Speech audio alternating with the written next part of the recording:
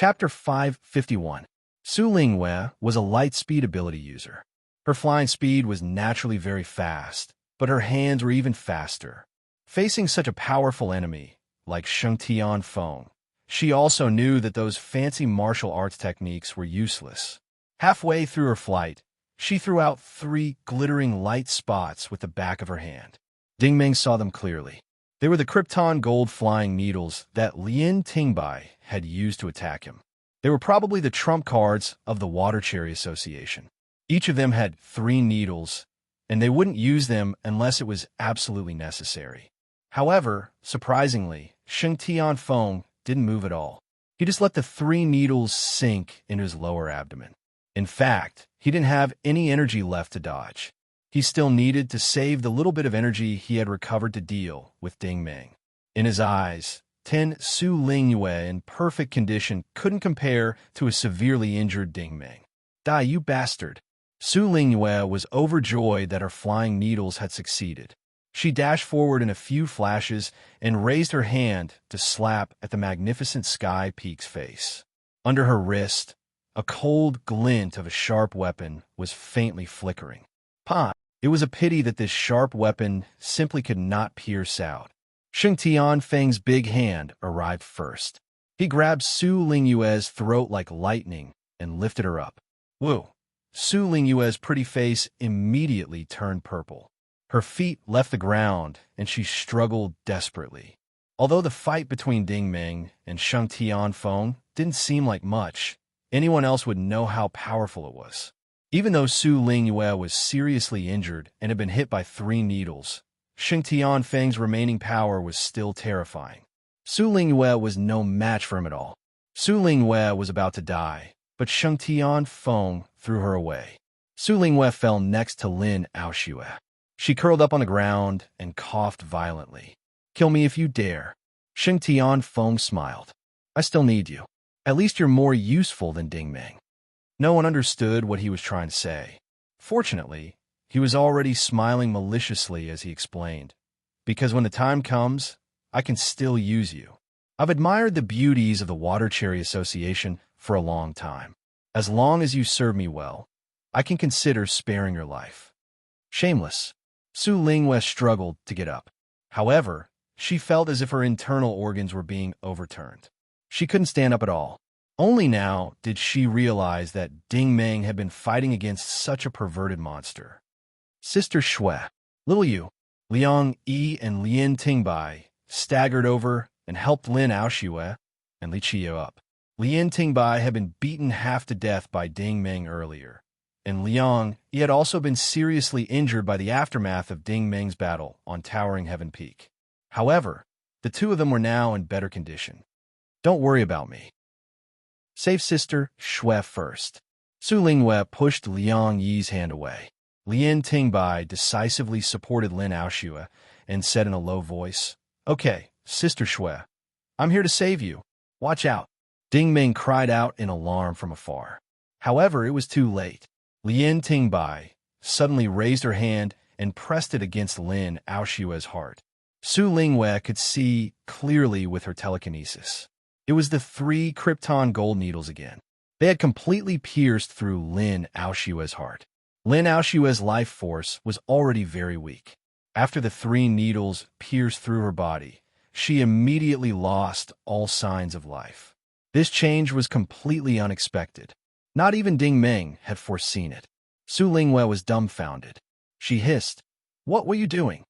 Lin Tingbai's face was cold. She slowly stood up. She didn't look like she was seriously injured at all. Little rascal suddenly understood. I remember now. She's a biochemical student and has self-healing abilities. She must have been playing dead at the rescue port just now. She was waiting for this situation. Ding Ming forced a smile. I'm afraid the situation is even more complicated now. You're crazy. Do you know what you're doing? Su Lingwei's hair was disheveled. She looked even more like a lunatic. Of course she knows what she's doing, Sheng Tian Feng said unhurriedly from afar. Because she's waiting for this once-in-a-lifetime opportunity. Opportunity? Su Lingwei was a loss. She was scared out of her wits. Towering Heaven Peak once again revealed a sinister smile. Can't you see? She's mine to begin with. Lien Tingbai had already run to Sheng Tianfeng's side like a swallow. She happily grabbed his arm. Honey, is your hand okay? Sheng Tianfeng's grin became even more ferocious. My woman never disappoints me. Not only is she good at fighting, she's also very good at that.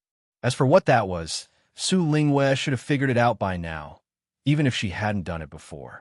However, she couldn't figure out why Lien Tingbai, Lin Aoshua's favorite, would betray the Water Cherry Club and kill Lin Aoshua with her own hands. Why? Su Lingyue's face was ashen. Sheng Tianfeng smiled proudly. It's very simple. Only a man standing at the peak will be truly favored by women. Only a true powerhouse is worthy of having the most outstanding woman. Don't you understand this principle? Shameless. Su Lingwei glared at Lien Tingbai. Her eyes were almost spitting fire. Sister Shui treated you like her own daughter.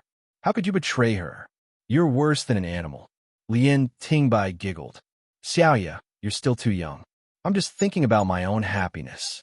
Su Lingyue said angrily. How can you be happy when you're with a monster like him? Lien Tingbai sighed. Happiness is a gamble. Xiaoya, you see, Qingqing is betting on Dingming. We're all women. Of course, we'll bet on the most powerful men. The winner takes all. If we succeed, we'll be happy. If we don't, we'll end up miserable. Do you understand now? Su Lingwei was anxious. He's using you. Why are you so stupid? Lien Tingbai smiled. Yes, he's using me, but I'm also using him. He enjoyed my body. Of course, he has to pay the price to protect me. You can't even understand such a simple logic. No wonder you've been so naive. Bah, shame on you. Su Lingwei was exasperated. She couldn't help but curse. You bitch, you're a bitch. Lien Tingbai laughed even more happily. Okay, let's say I'm a bitch. There are so many bitches in the world. A man like Brother Feng is the kind of man that women love the most. Do you think I'm the only woman who's with him? Sister E, you tell her. This time, even Dingming was shocked, let alone Su Lingwei. Liang Yi stood in the same spot without moving. She lowered her head to look at Lin Aoshua's body, her eyes filled with deep contemplation. She looked at Lin Aoshua's body. Lin Aoshua's face was calm. She seemed to have expected this result. That was why before she died, she begged Dingming to take Su Lingwei away. For the women of the Water Cherry Society, Su Lingwei was the only untainted piece of white paper. After a long time, Liang Yi suddenly raised her head and said expressionlessly, Yes, I'm also Brother Feng's woman. I've been with him for many years. As soon as she said that, Su Lingyue's face turned as pale as a dead person's. Her last line of defense had completely collapsed. Finally, a victorious smile appeared on Towering Heaven Peak's face. I knew Lin Aoshua was beginning to suspect me many years ago. I also knew this would happen today. That's why I prepared for this. In the distance, Dingming couldn't help but sigh. The real threat to you isn't by Jean Lai and the others. It's Lin Aoshua. You know that if these women work together, even you will find it difficult to deal with them. Relationships are the best way to deal with women. What a good strategy. Towering Heaven Peak smiled again. So, you didn't lose for nothing this time. Dingming nodded. I'm convinced. I don't believe it. Su Lingwei suddenly shouted. In her heart, Liang, you would always be the big sister among them. She had always taken good care of them, as if they were her biological sisters. Liang Yi, who was well-educated and had an outstanding temperament, was also Towering Heaven Peak's lover? How could she do such a terrible thing? Anyone would find it hard to believe. However, Liang Yi didn't answer Su Lingwei. She turned around and walked slowly to Towering Heaven Peak. She reached out and put her arms around Towering Heaven Peak's neck. Then, she kissed him deeply on the lips. The kiss was so affectionate that she didn't let go for a long time. Su Lingwei was completely dumbfounded. There was nothing she could say now. She and Dingming would die in this battle. Everyone would die. Dingming smiled bitterly. I didn't believe it at first, but now I do. Towering Heaven Peak let go of Liang Yi and sighed to Dingming. What a pity. Dingming calmed down. What's a pity? Towering Heaven Peak sighed. Dingming, my young friend, it's a pity that you're a Star Mao warrior. If you were someone else in the divinity's warring star zone, we might have become good friends. Ding Ming smiled. I've never met such a terrible friend like you. I hope I won't meet one in the future. Towering Heaven Peak laughed. Do you think you'll have a future? Ding Ming stared at him. If you think I won't have a future, why don't you come and do it? Towering Heaven Peak smiled. Do you think I need to do it myself in your current state? Ding Ming said meaningfully, it's not that you don't want to do it yourself. It's just that you don't have any strength to do it now. Lin Aoshue's last Dark Ice Force has exhausted all your strength. You're the same as me. Our lives are in the hands of women. Towering Heaven Peak's expression changed. Ding Ming was indeed insightful. He had already seen through this point. Moreover, Ding Ming's words were very cunning and intended to drive a wedge between them. Towering Heaven Peak had obviously experienced this kind of unusual situation many times. He said in a deep voice, you can ask Liang Yi and Liang Yi. If they had to choose between you and me to survive, who do you think they would choose? He actually didn't deny it and openly admitted Ding Ming's words. This undoubtedly expressed another layer of meaning. He trusted his women very much, so he might as well be frank with them. Ding Ming smiled bitterly again. No need to ask. They won't choose me. Ha ha. You know yourself well. Sheng Tianfeng put away his smile and gave Liang Yi a look. Kill this guy, surnamed Ding. Okay, Brother Feng. Liang Yi slowly turned around and walked towards Ding Ming expressionlessly. Chapter 552. The rescue port was still dark, so dark that it was suffocating. In the darkness, Liang Yi had already made his move. 3 cold stars with pure electromagnetic energy cut through the darkness like 3 arrows of light, which lit up the surroundings. Everyone heard the sound of the corium gold needles piercing into flesh. However, the direction of the needles was not Ding Ming, but Lian Tingbai, who was standing next to Towering Heaven Peak. Lian Tingbai would never have dreamed that Liang Yi would make a move on her. Not only were the flying needles as fast as lightning, they were also very accurate. They pierced through Lian Tingbai's forehead, throat, and heart.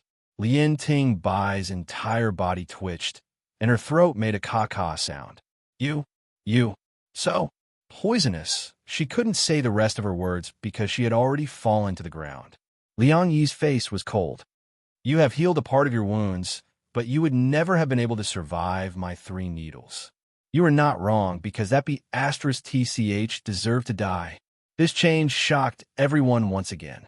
Su Lingwei could hardly believe her eyes. She couldn't figure out what was going on. Towering Heaven Peak didn't move. He was extraordinarily calm. As a powerful warrior who had been through countless life and death situations, he knew that this was the moment when fate would be decided. Liang Yi looked at him coldly. You are quite calm. Towering Heaven Peak said with a straight face. Are you jealous? Liang Yi sighed. Captain Sheng, I really admire you. You are still trying to change the topic. Towering Heaven Peak frowned. You want to kill her? I can't think of any other reason other than jealousy.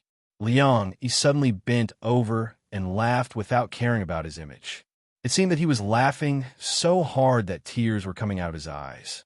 Towering Heaven Peak looked at him in silence. This is not funny. It's not funny. Liang Yi suddenly put away his smile and straightened his body.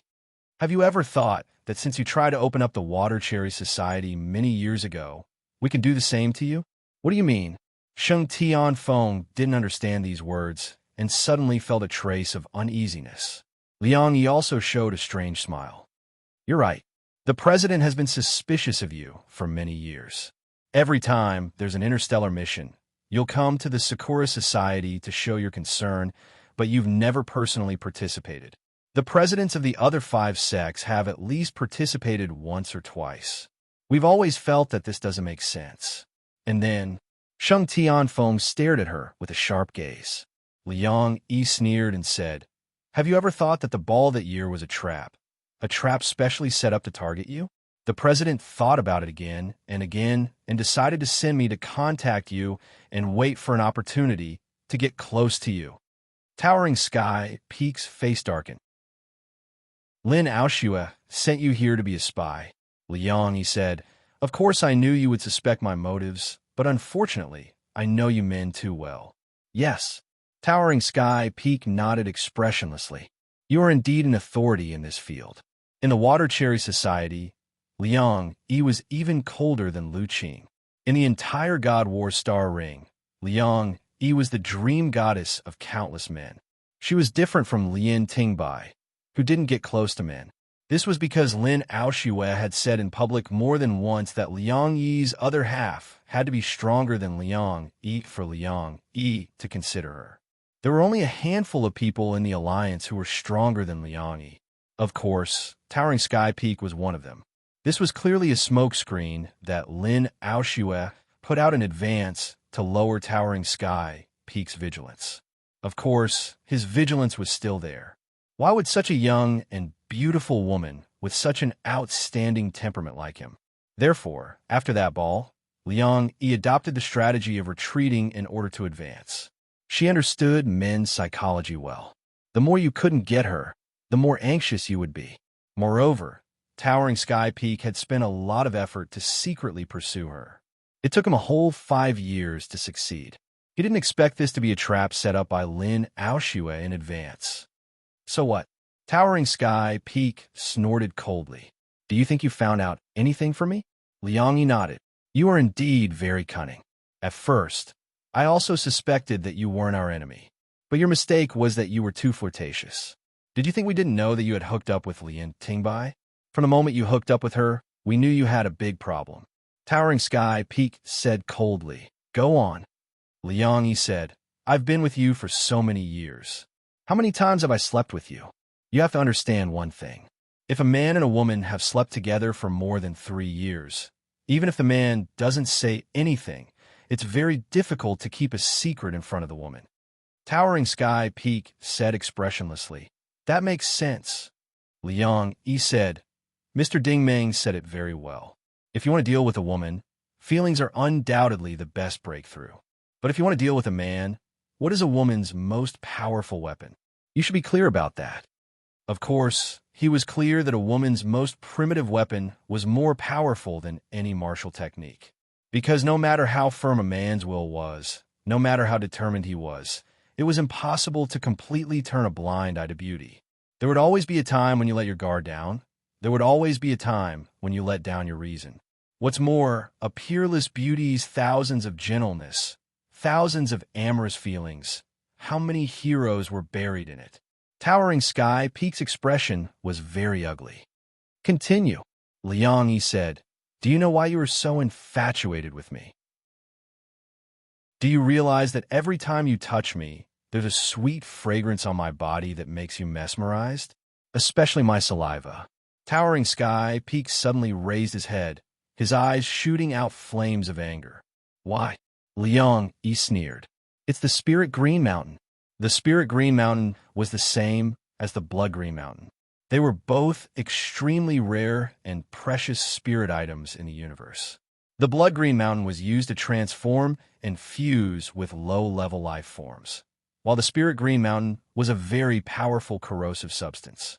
This thing was colorless, odorless, and formless. Under normal circumstances, it would not explode with toxicity. But if a catalyst like the Spirit Green Mountain was added, it would quickly produce a chemical effect that would corrode the gene body completely. Liang Yi continued, I know that your strength is extremely high, and once this kind of thing enters your body, you will discover it sooner or later. But every time I sleep with you, I only release a little bit of it. I lied to you and said that this is a bewitching technique produced by a biochemical cultivation technique, so naturally it would not arouse your suspicions. I have slept with you for 5 years, and the spirit Qing Shan has long been deeply rooted in your body, Towering Sky Peak sneered. So what? Aren't I still fine now? Do you think I can't control it? Liang Yi sneered even more. It's too early for you to be happy. I am also waiting for this opportunity. Didn't you find it strange when I kissed you just now? I kissed you for so long just to spit the catalyst into your mouth. Towering Heaven Peak's expression changed. At that time, he was completely defenseless. Ding Meng had fallen, Lin Aoshue was dead, Su Lingyue had lost her ability to fight, and the powerful enemy was gone. His two secret lovers had finally returned to his arms. Under such circumstances, it was inevitable that anyone would get carried away with the joy of holding two stunning beauties. He had never let his guard down. Perhaps this was the only time, but it was enough to be fatal. Liang Yi also laughed. The reason why I said so much and even told you the truth is because I know that only the truth can make you interested. Of course, as long as you listen to me obediently, the time has already passed, and the catalyst should be about to evaporate. I advise you not to use your demon race power. Once you do, you'll die an ugly death. Bitch! Towering Sky Peak was furious. He suddenly rushed forward and waved his hand at Liang Yi. Liang Yi looked at him coldly and didn't move at all.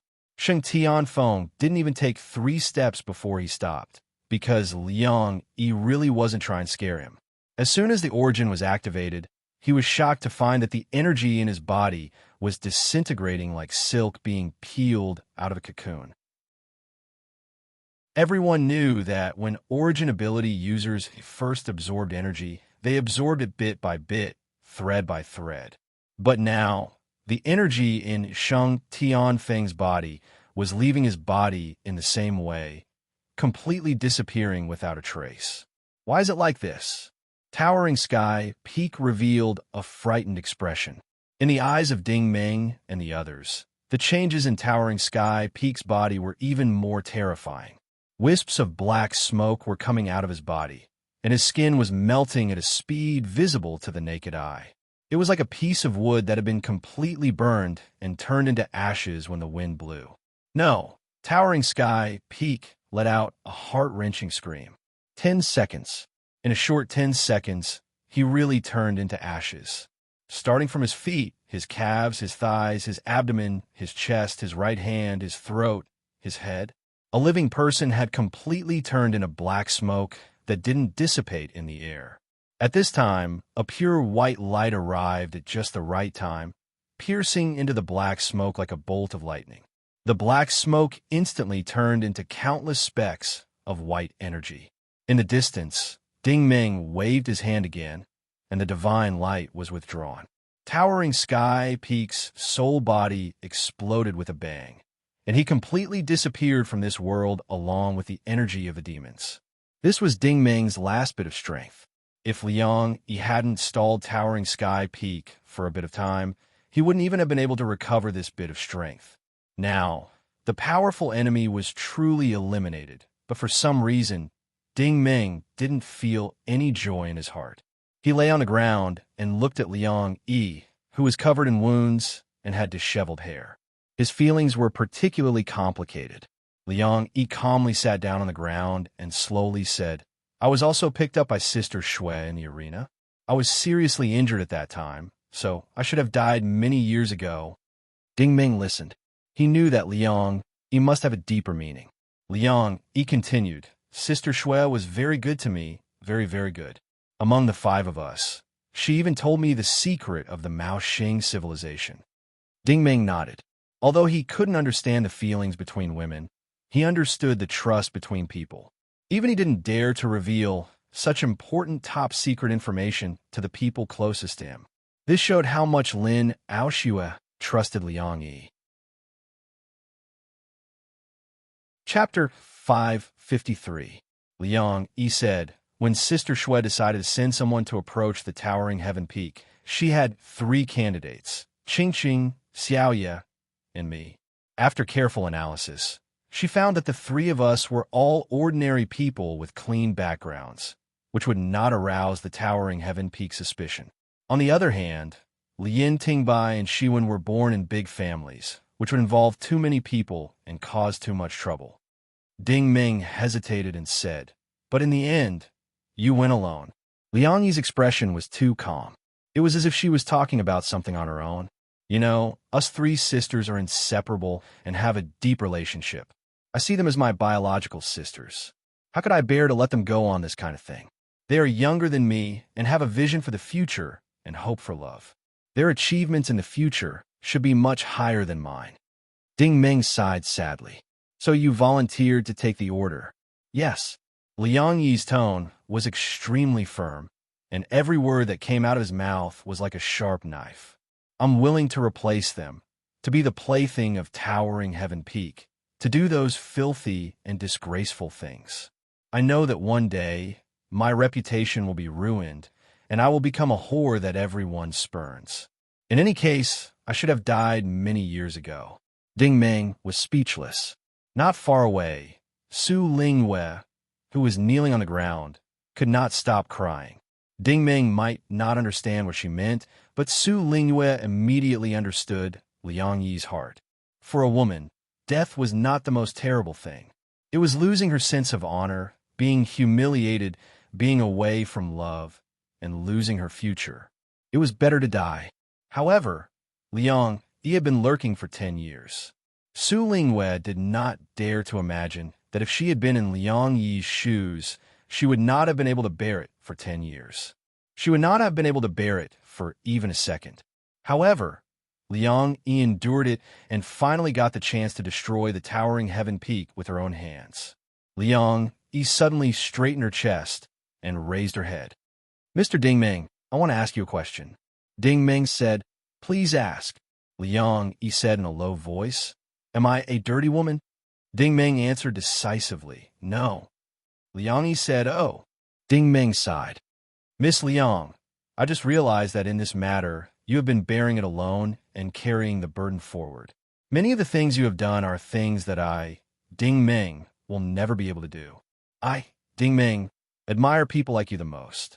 Lu Qing will also be proud to have a sister like you." Liang Yi's eyes flashed with a glimmer of brilliance. Coming from Ding Meng's mouth, such words were truly supreme praise. However, her eyes dimmed again. "It's a pity that I didn't expect Lian Tingbai to have a trick up her sleeve. In the end, Sister Shui couldn't avoid this disaster." "You're wrong." Ding Meng stared at her and said seriously, "On planet Extreme Flame, Sheng Tianfeng of the Holy War Group secretly colluded with Lian Tingbai and killed all the higher-ups of the Alliance in an attempt to annex the Alliance. In the end, Liang Yi, the vice president of the Water Cherry Society, stepped forward and killed Sheng Tianfeng, clearing President Lin's name and avenging everyone. Liang Yi is the one who saved the Alliance." "Is that so?" Liang Yi asked. "Yes." Ding Meng nodded affirmatively. "I saw it all with my own eyes. Of course I'm not wrong." Liang Yi sighed. "Qing Qing has a good eye.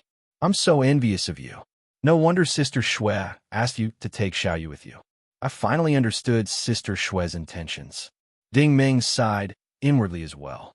Lin Aoxue had probably predicted this outcome, which was why she had entrusted Liang Yi with such a task. Liang Yi straightened his body once more. "Mr. Ding Meng, you're an outstanding expert of your generation. I have a presumptuous request." Ding Meng said, "Please speak." "I'll do my best." Liang Yi's eyes were filled with determination. "Please grant my wish." Ding Meng was silent. This time, he was silent for a very long time. Liang Yi said seriously, "My mission has been accomplished. I sincerely hope that Mr. Ting can fulfill my wish and lend me your sword." Ding Meng couldn't help but ask, "Why do you have to do this?" Liang Yi said, "I've made up my mind." Ding Meng was silent again. This time, he was silent for a very long time as well. After a long time, he sighed helplessly and closed his eyes in pain. With a gentle wave of his hand, the catoptric deflection transformed into a dagger and flew into Liang Yi's hand. Liang Yi caressed the sharp blade and couldn't help but exclaim in admiration, "I didn't see wrongly. This is indeed an indestructible divine weapon." She held the dagger with one hand and suddenly turned the blade around. Without any warning, she pierced the dagger into her own heart without even blinking. However, her body didn't fall down. Instead, she stood very straight. Her eyes didn't close. She stared straight at Ding Meng. There was only deep gratitude in her eyes. That was the last thing she wanted to say. "Thank you." Sister Yi, Su Lingwei was frightened by this change again. She rushed over with all her might. However, Liang Yi's body was no longer breathing. No matter how much Su Lingwei cried and shook, Liang Yi would never be able to speak. No one could have foreseen this ending. Sister Yi, wake up." Su Lingwei hugged Liang Yi's body and cried loudly. She suddenly turned around and crawled in front of Ding Ming. Ding Ming, Ding Ming, save sister. Save her, sob, sob, sob. Ding Ming's eyes were still closed. He shook his head helplessly. Little Rascal's voice was also choked with sobs. Why did this happen? Why did she commit suicide? Ding Ming said sadly, because her heart died. Her heart died? Xiao AI didn't understand. The water droplet suddenly spoke. Her voice was filled with emotion. She was an extraordinary woman. Little Rascal asked, "Why do you say that?" The water droplet said, "In order to repay Lin Aoshue's kindness, she was willing to take Ling Qingshan and then degrade herself to seduce towering Heaven Peak. I'm thinking of something. She cared a lot about two things. One was her own innocence, and the other was her feelings for the Water Cherry Society. In the end, Ding Ming killed towering Heaven Peak and said that she was the hero who saved the Alliance. That was why she did what she did." This time, Little Rascal understood. Ding Ming avenged Lin Aoshue, which was equivalent to upholding the dignity of the Water Cherry Society. He also praised her as the final hero, which undoubtedly protected her reputation. These were the two things she cared about the most. That was why she had such a thank you look in her eyes. As for Liang Yi herself, she had no more attachments. She had also completed her great mission. Keeping this broken and dirty body and living an ignoble life was actually a disgrace. She was willing to die and forget about the past. Little Rascal stared at Liang Yi's corpse. Even in death, Liang didn't even blink. Her back was straight and her expression was firm and resolute. She was like a monument. Little Rascal couldn't help but sob. "You truly lived with a clear conscience and died with a bang. I thank you on behalf of the millions of Mao Xing soldiers. Miss Liang Yi, please rest in peace."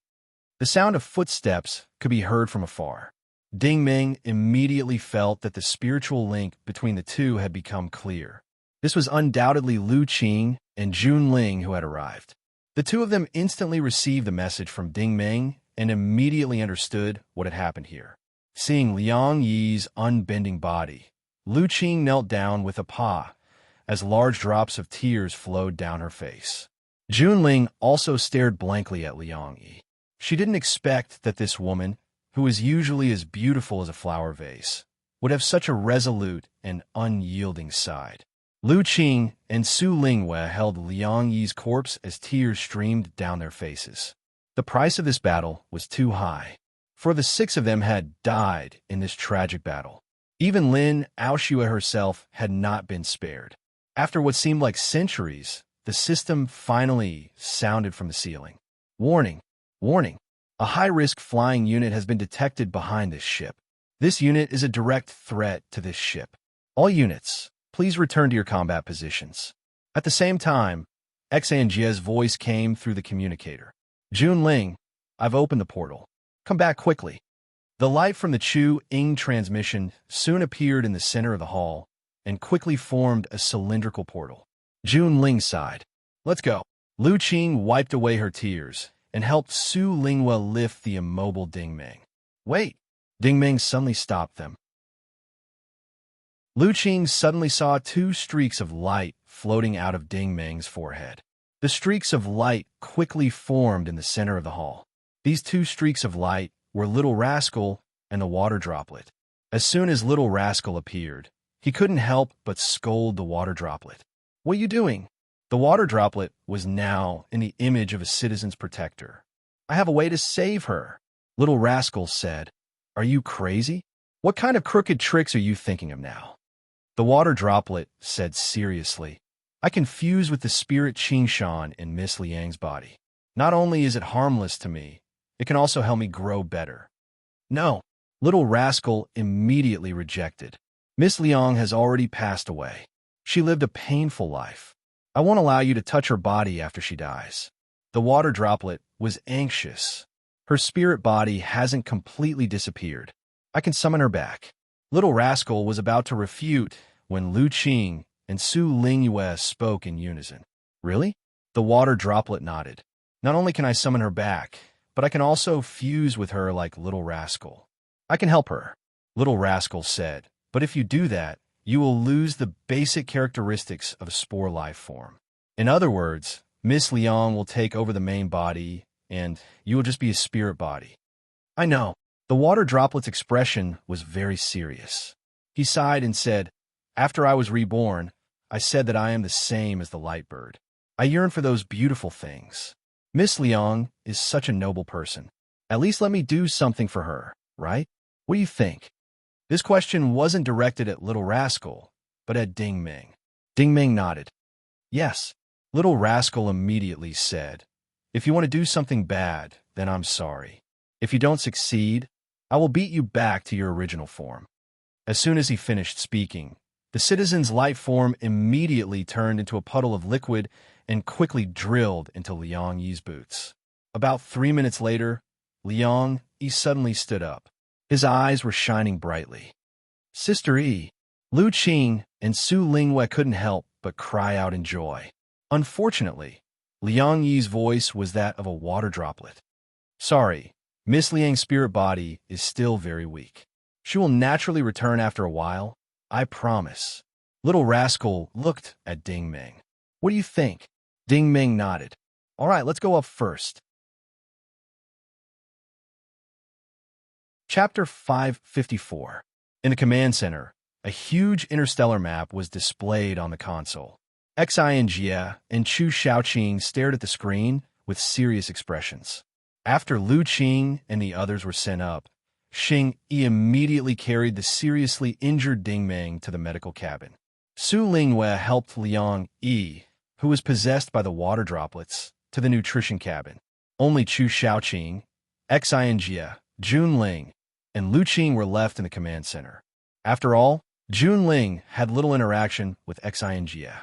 He did not understand that Xin Jie's expression was so serious. It was obvious that the situation was not small. Has the Alliance's fleet caught up?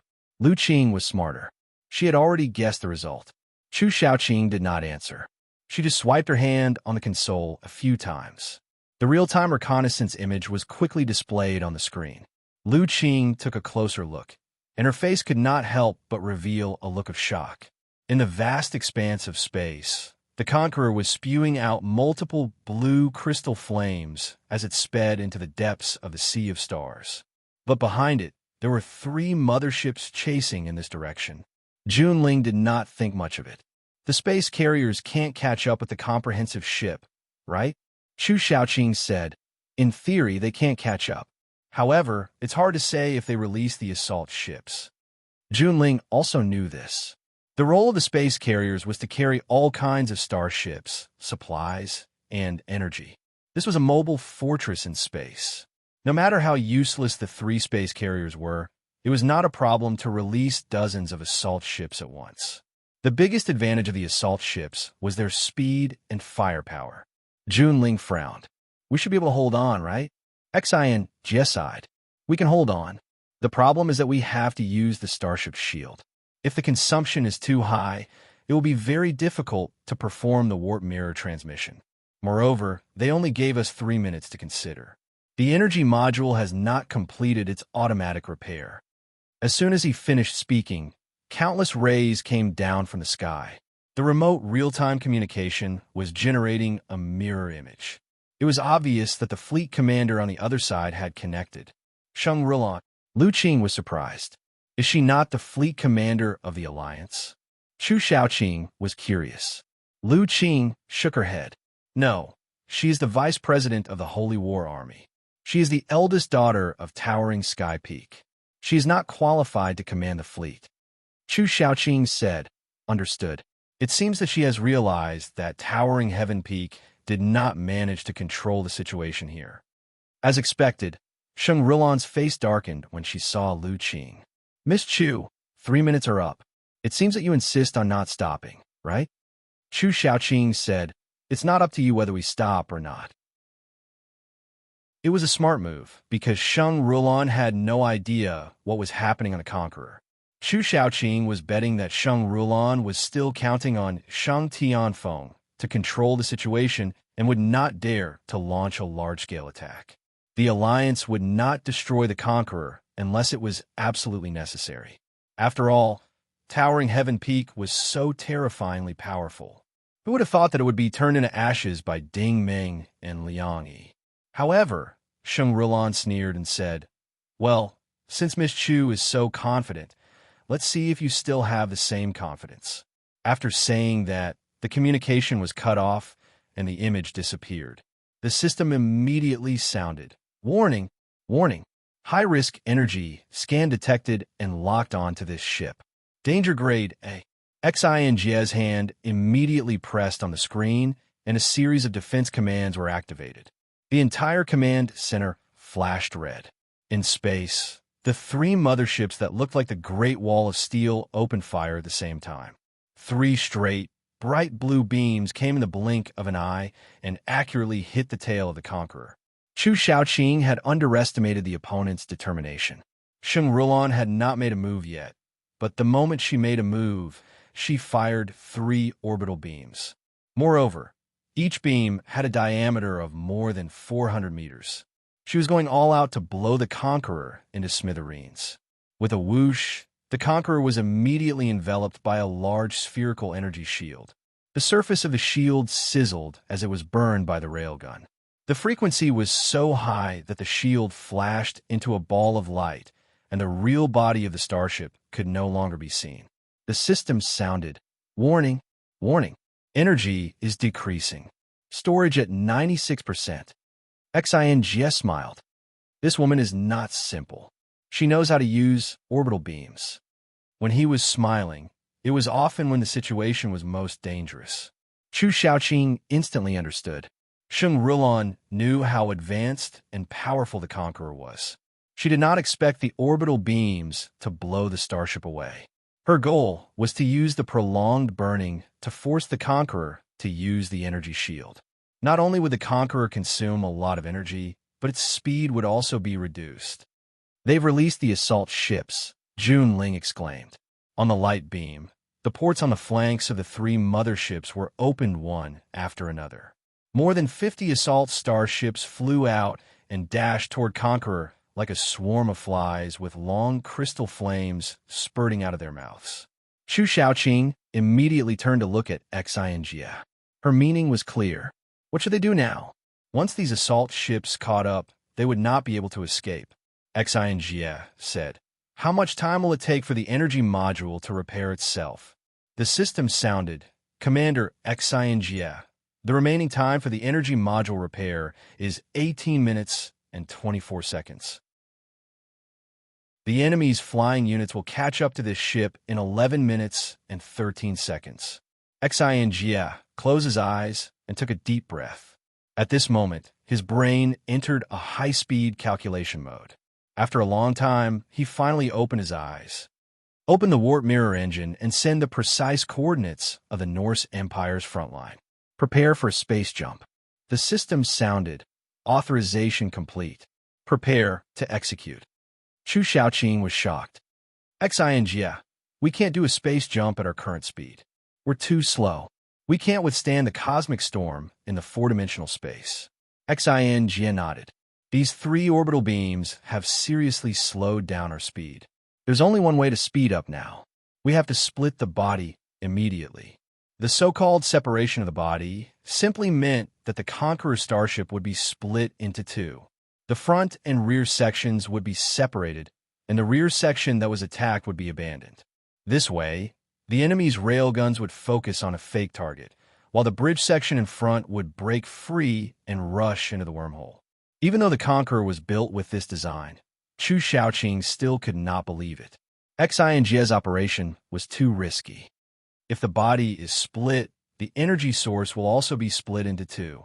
48% of the energy reserve won't be enough to reach the front line of the Norse Empire, right? Xing nodded calmly. Yes, we won't be able to reach the precise coordinates. So, everyone, enter the escape capsule immediately. After flying into the wormhole, the starship will soon disintegrate.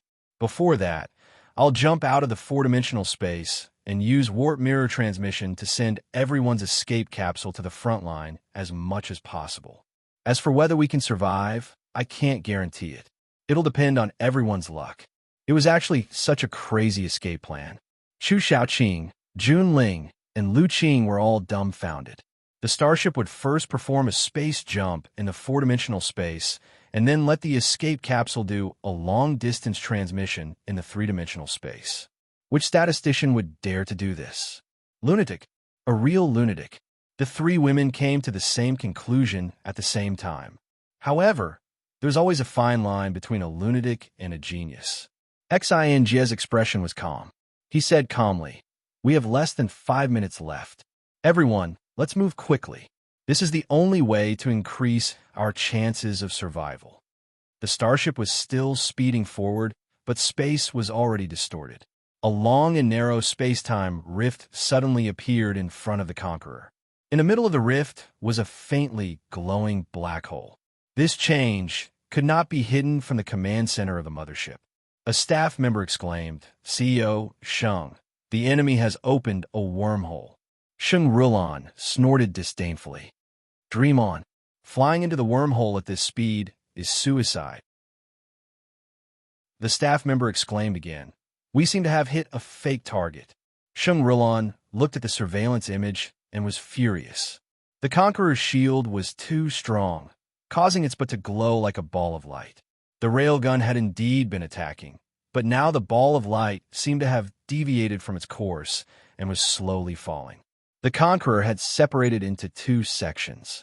The front section, which looked like a dragon's head, looked like a small swallow. It was flying towards the glowing wormhole at lightning speed. "Assault ships, open fire. Don't let them get away," Sheng Rulan shouted. In this high-speed flight, the railgun and cannons could not lock onto the target. They could only fire manually using the particle lasers. 10 seconds later, the 56 assault warships formed a V-shaped echelon. Then, the space was immediately illuminated. It was almost as bright as day because more than 600 turrets on the 56 warships opened fire at the same time. The particle lasers were as splendid as fireworks in the night sky, and like layers of rain, they directly covered the little swallow that was flying in the storm. This might also be the only chance for the Alliance. The huge net formed by the particle lasers rolled towards the Swallow starship.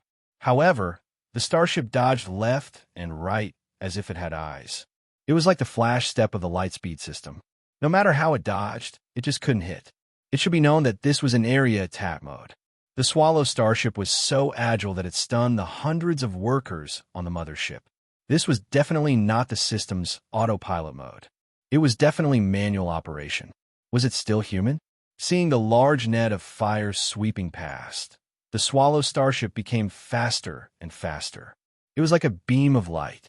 At this moment, beside the control panel of the command center, Xing was drenched in sweat. He was extremely nervous. His hands were multitasking, operating 4 screens at the same time. The speed of his hands was amazing. Luckily, Chu Xiaoqing and the others had already gone to the escape pod. Otherwise, they would have been shocked to see this scene. Compared to the defying dodging of the swordfish, this was an epic escape. 5 minutes later, a white light flew into the glowing wormhole vortex. The light of the space-time rift immediately dimmed and turned into specks of light in a few seconds. The specks of light disappeared, and the starry sky returned to normal. Xing wiped the beads of sweat off his forehead and murmured, "My mission has been completed. The rest will depend on everyone's luck. If the heavens want us to die in the depths of a sea of stars, then there's really no other way. I've done my best." Chapter 555. As the sun set, the last crimson glow of the sunset faded away, and the sky gradually darkened. Yao Manru stood in the back garden, admiring the beautiful scenery above Blue Pole Star City. Unfortunately, beautiful things were short-lived. After a while, night fell. She turned around and walked into the research institute, but the hall on the first floor was still brightly lit. There was a person busy shuttling back and forth among piles of auxiliary materials. She wasn't very old, about 35 years old, but her entire body exuded a calmness that didn't match her age. This person had been in Yao Manru's research institute for almost 7 years. Starting from an apprentice, she had come into contact with mechanical knowledge bit by bit, then advanced into a professional field manually operated, simulated experiments, and made armor. Until today, she could completely take charge of everything on her own. However, looking at her focused appearance, it seemed that she wasn't satisfied with her current achievements. She was racing against time to learn, and learning seemed to be endless. Wunha, Yao Manru softly called out. Only then did Ding Wunha wake up from her sleep. She raised her head and revealed a gentle smile. Madam, have you not rested yet? Yao Manru walked over and looked at her with the same gentle gaze. You haven't rested since the first day you came to my place, have you? Ding Wunha smiled slightly. I'm not tired, madam. Yao Manru reached out and straightened her sleeves, her eyes filled with pity. For what I remember, you haven't been to the city many times, have you? The clothes Ding Wunha was wearing were a very old-fashioned shirt with a standing collar. It had been washed until it was white, but Ding Wunha still couldn't bear to throw it away. Other than this, she only had her work clothes and rarely went shopping in Blue Pole Star City. The few times she went there were limited, and she went to the Rainbow Gold Group in the city to appraise materials. After all, it was Aaron's company, and Aaron and you were good friends. Other than that, Ding Wunha didn't ask about anything else and focused on learning and cultivation. Of course, the Research Institute did not have anything like a sensor cabin. Therefore, Ding Wunha's remuneration from the Research Institute was usually spent on the cultivation hall in the nearby suburbs. He studied during the day and cultivated at night. Day after day, year after year, there was almost no interruption. Logically speaking, girls of her age love to be beautiful the most. For example, Aaron, Su Qianqian, and the others often went shopping, attended parties, and went out together. However, Ding Wunha was not like that. In Yao Manru's eyes, Ding Wunha was diligent, persistent, and thrifty, which was very different from girls of the same age. Madam, do you need me to go to the Rainbow Gold Company to appraise the materials again? Ding Wunha obviously didn't understand what Yao Manru meant. No. Yao Manru's tone was somewhat emotional. You've learned enough from me. I really don't have anything else to teach you. In the past 7 years, Yao Manru wasn't very clear about Ding Wunha's cultivation situation, but Ding Wunha's talent in the field of machinery and manufacturing could be said to be quite astonishing. Ding Wunha only used 7 years to completely grasp the professional knowledge that Yao Manru had learned in 50 years. Madam, I feel that my ability is far from enough. Ding Wunha appeared to be very modest. Compared to the top machinists and statisticians of the Federation, I'm still too far away. Yao Manru smiled. You must know that those masters at your age probably weren't even half as good as you. Something like talent can't be learned. It's something you're born with. When the word talent was mentioned, she seemed to have thought of something, and her expression was somewhat emotional. Speaking of talent, there was once a young man with extraordinary talent who stayed here with me. However, he was different from you. He had a talent for cultivation. That was a matter of many years ago. At that time, you just came here. Ding Wunha's eyes flashed with a strange light. Ding Ming. Yao Manru was somewhat surprised. You know him? Ding Wunha smiled. I also heard Misty mention him before. Yao Manru couldn't help but sigh. Little this child sigh. Ding Wunha knew what she was sighing about. 7 years ago, Ding Ming piloted the expedition starship and forcefully opened a wormhole to perform a space jump, sending the water droplet and himself into the depths of the Sea of Stars. Even now, no one knew whether he was alive or dead, and his whereabouts were unknown. In fact, in the hearts of many people, Ding Ming was dead. After all, the chances of him surviving in that kind of situation could be said to be next to nothing. Ding Wunha himself also had the same thought. Back then, she had gone through untold hardships to reach the Holy Grail Federation. She knew nothing about interstellar travel. After these years of learning, she finally understood how dangerous Ding Ming's space jump was. It was also because of the passing of these years that she understood that Ding Ming basically wouldn't be able to return. Then, the mission that her elder brother and the princess had given to Ding Ming naturally fell on her shoulders. She thought about it carefully. What did the Great Wei dynasty need the most? It was precisely the advanced technology of the Holy Grail Federation. That was why she had followed Ding Meng's footsteps and came to Yao Manru to report. She had studied there for 7 years. During these 7 years, the invasion of the water droplet had gradually been forgotten. However, there was one person who didn't believe that Ding Meng was dead. This person was Dai Yi. Dai Yi was deeply in love with Ding Meng. This was something that everyone knew. Moreover, Dai Yi had once appeared as Ding Meng's official girlfriend. However, no matter how deep her love was or what name she used to appear, there had been no news of Ding Meng for the past 7 years. After all, the matters of the past were already in the past. In fact, Ding Meng's departure didn't have the greatest impact on Dai Yi.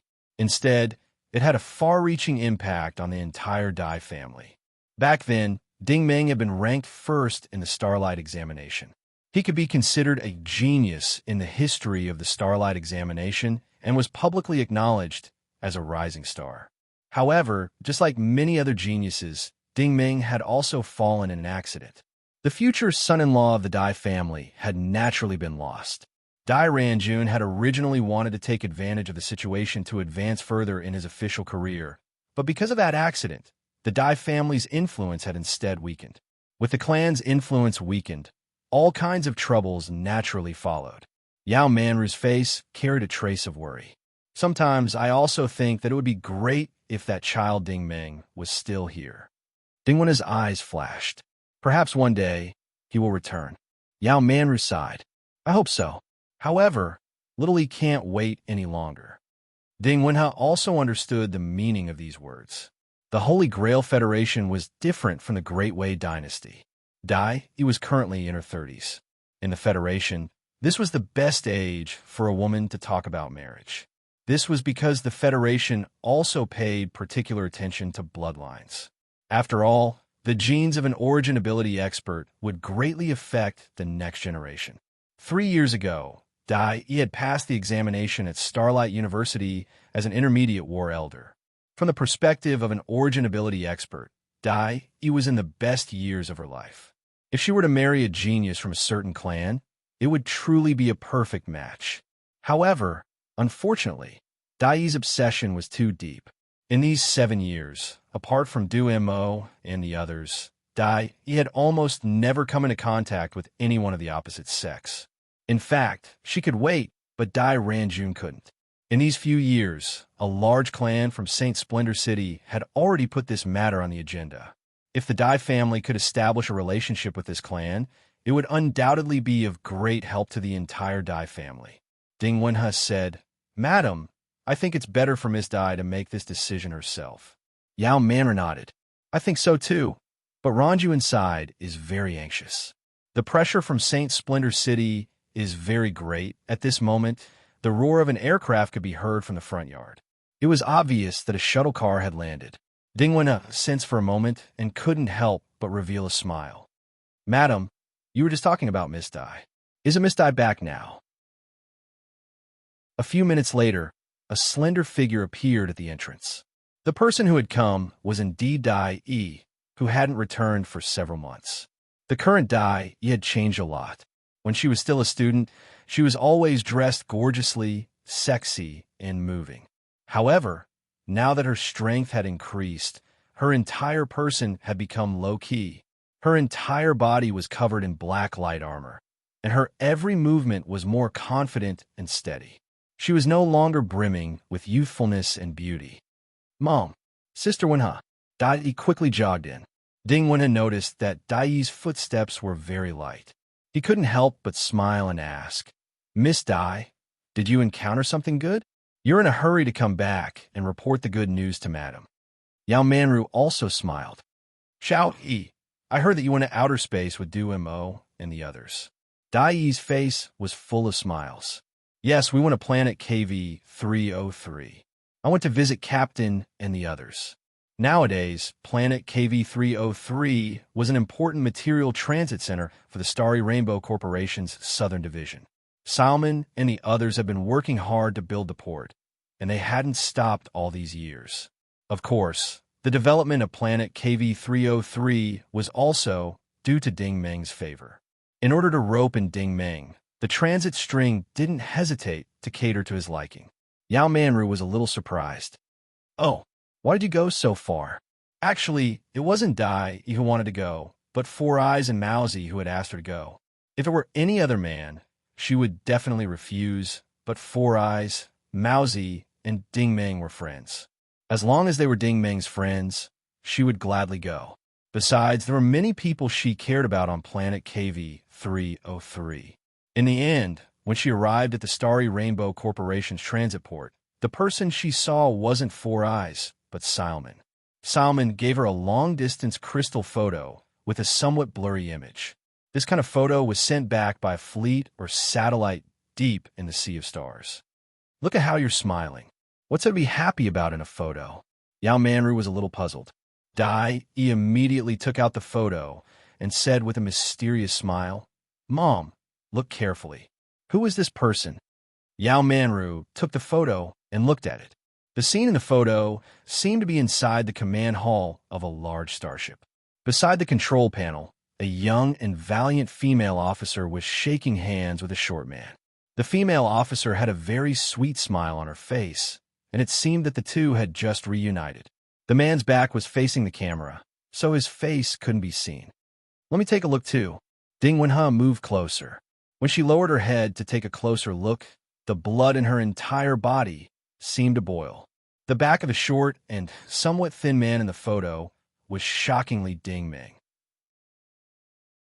Other people might not be able to recognize it in a short time, but Ding Wenhe could recognize that it was Ding Meng with a single glance.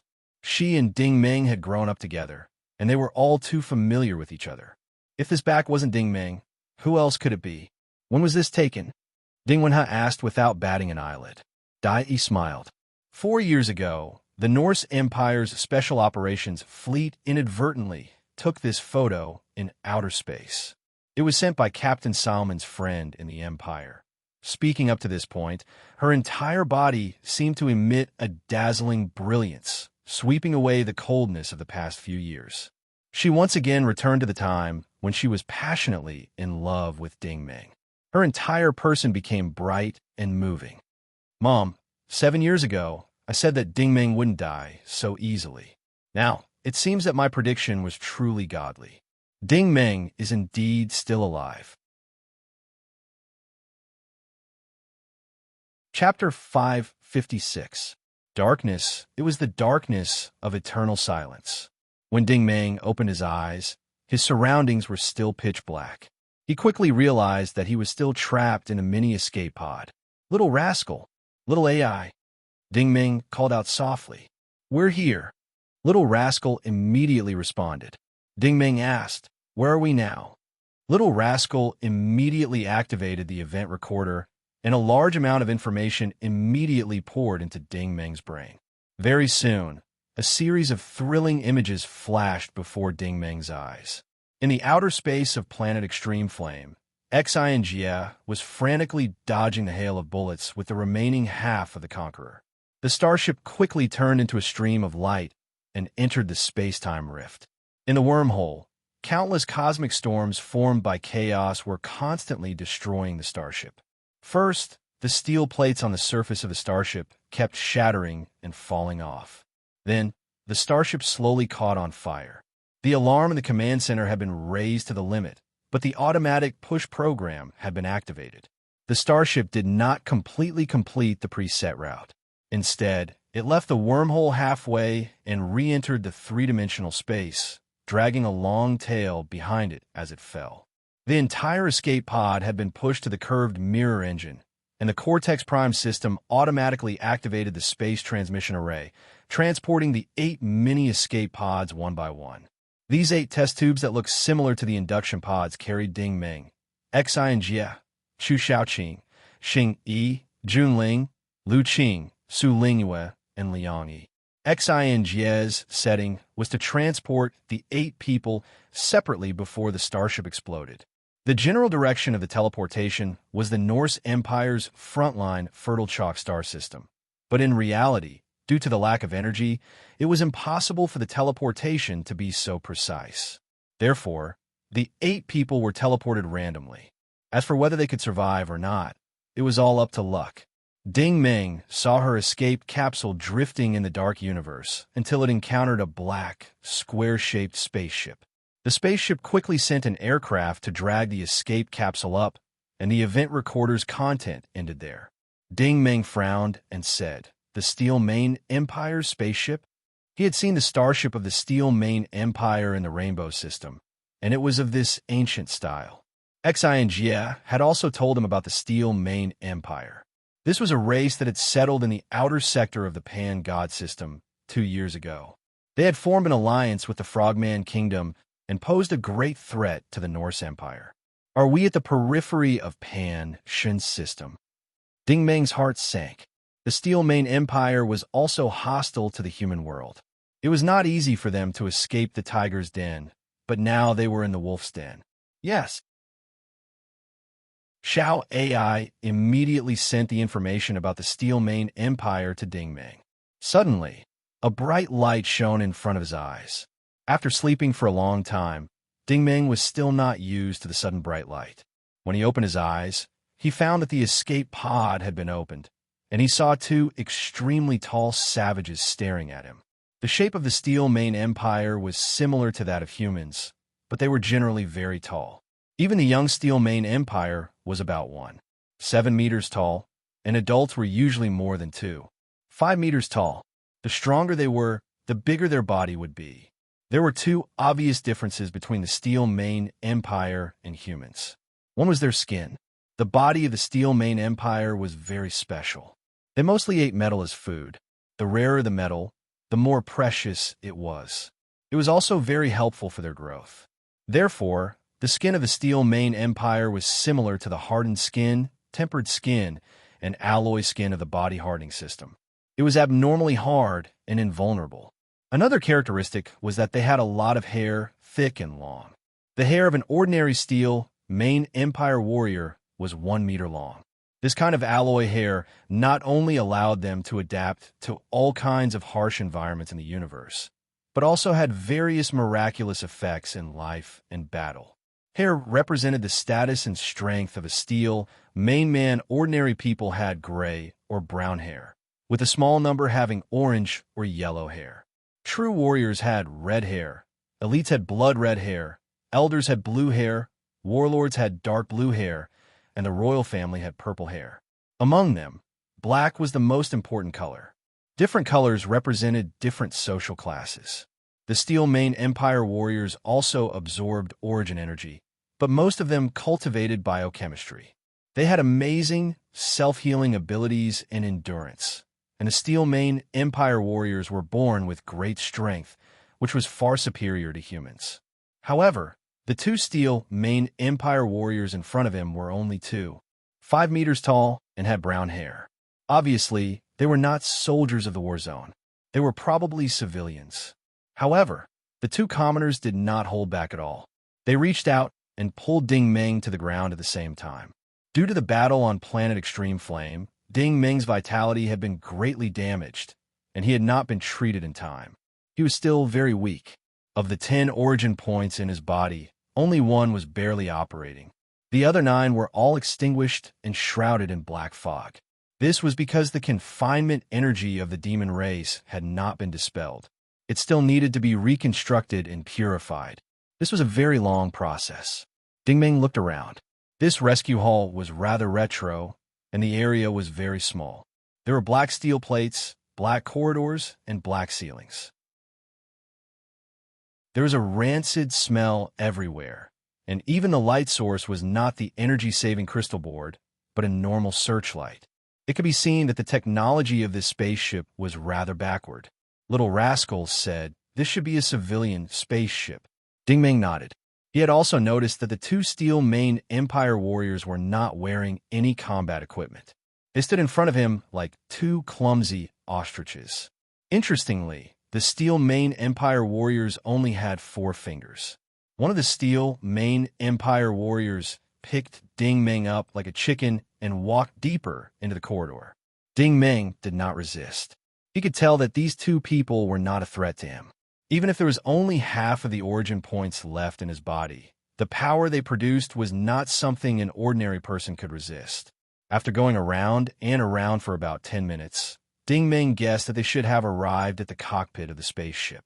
This all really made Ding Meng and Little Rascal feel a sense of familiarity. The underground experiment hall of the Black Gold base was like this.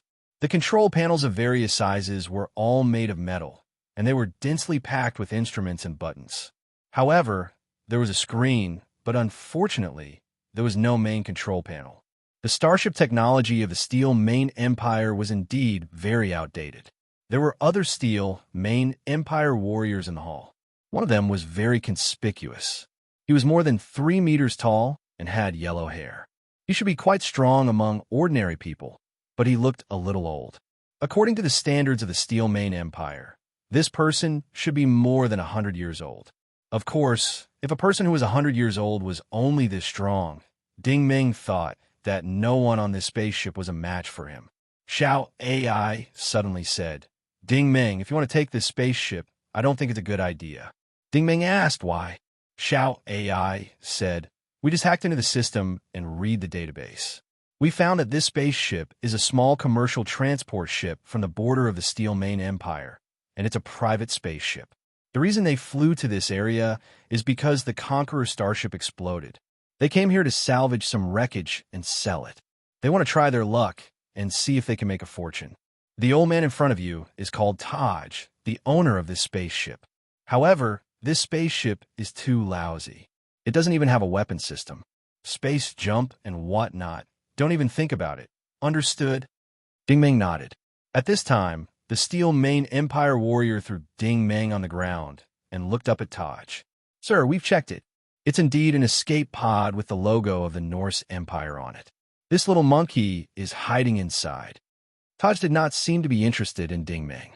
He did not even look at him and asked, "What type of escape pod is it?" The Steel Main Empire warrior said apologetically, "I'm sorry, sir. We've never seen that type of escape pod before, but one thing is for sure. It should belong to the military of the Norse Empire." As he spoke, he handed over the crystal photo. Taj took it and looked at it carefully. He had a good eye. This material is at least made of 256 yuan super alloy. The other Steel Main Empire warriors were overjoyed when they heard this. 256 yuan super alloy was not inferior to dragon liver or phoenix marrow for them. After their bodies were strengthened, it would not be a problem for them to break through to a new level. Ding Meng's eyelids drooped. It would be strange if they could eat it. Taj's eyes were not sharp enough. Other than 256 yuan super alloy, there was also nanochromium porcelain and nanotitanium. Otherwise, how could it withstand the cosmic storm in the four-dimensional space? Judging from the characteristics of these Steel Main Empire warriors, civilians would not be able to absorb these expensive metals. Even if they forcefully swallowed them, it would do more harm than good. Although Taj did not have a good eye, he was still smart. This escape pod cannot be moved. Why? The others were puzzled. Taj had a thoughtful look on his face. The military starship of the Norse Empire exploded in this area. They might have escaped from outer space. The Warzone Overseer will definitely pay attention to this. Everyone immediately understood. Once the Warzone Overseer noticed this, he would definitely ask them to hand over the item. If it was related to military secrets, they would be in big trouble. The Steel Main men were disappointed. It would be a pity to give the escape pod to their superiors if they could neither eat nor use it. Taj then said meaningfully, "But the Warzone Overseer is not here yet. We can use this time to return and sell this to the black market. We should be able to make a lot of money. At least this trip will not be in vain." The Steel Main Empire warriors' eyes lit up. This was a great idea. They would let the black market merchants deal with this problem. "What about this human monkey?" Someone asked. "Should we kill him?" Ding Meng was about to activate the origin when Taj shook his head. "Don't do anything stupid. He's a human after all. He's worth some money. Contact a human trafficker and sell him to old Sam." Hearing this, Ding Meng smiled bitterly. Was there a human trafficker in the Steel Main Empire? Little Rascal was also amused. "Ding Meng, it seems like this is not the first time you've been sold as a slave." Ding Meng smiled. "I was just worried that we would not be able to land. Now, let's go and see the human traffickers of the Steel Main Empire. Chapter 557. The Byron star system was a remote star system on the outskirts of the Pan-God system. It was made up of 23 planets with harsh environments. Normal species could not survive in this star system. To be more precise, it was a garbage dump abandoned by the Frogman Kingdom. But for the Steel Main people, this was undoubtedly a place to live because they could adapt to almost any environment. The dilapidated spaceship wobbled as it descended towards Byron 20. Dingmeng was also observing this unique planet through the screen. Byron 20 was a bit like the Holy Grail Federation's Cypress Grove. Looking down from the sky, the land was completely barren. There was not even any vegetation, let alone living creatures. It was truly desolate. But in the depths of the desert, there were many small towns scattered around.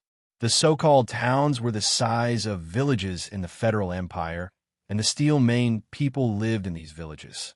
The villages were also very strange. They were not built with common building materials such as wood, steel, or crystalline boards.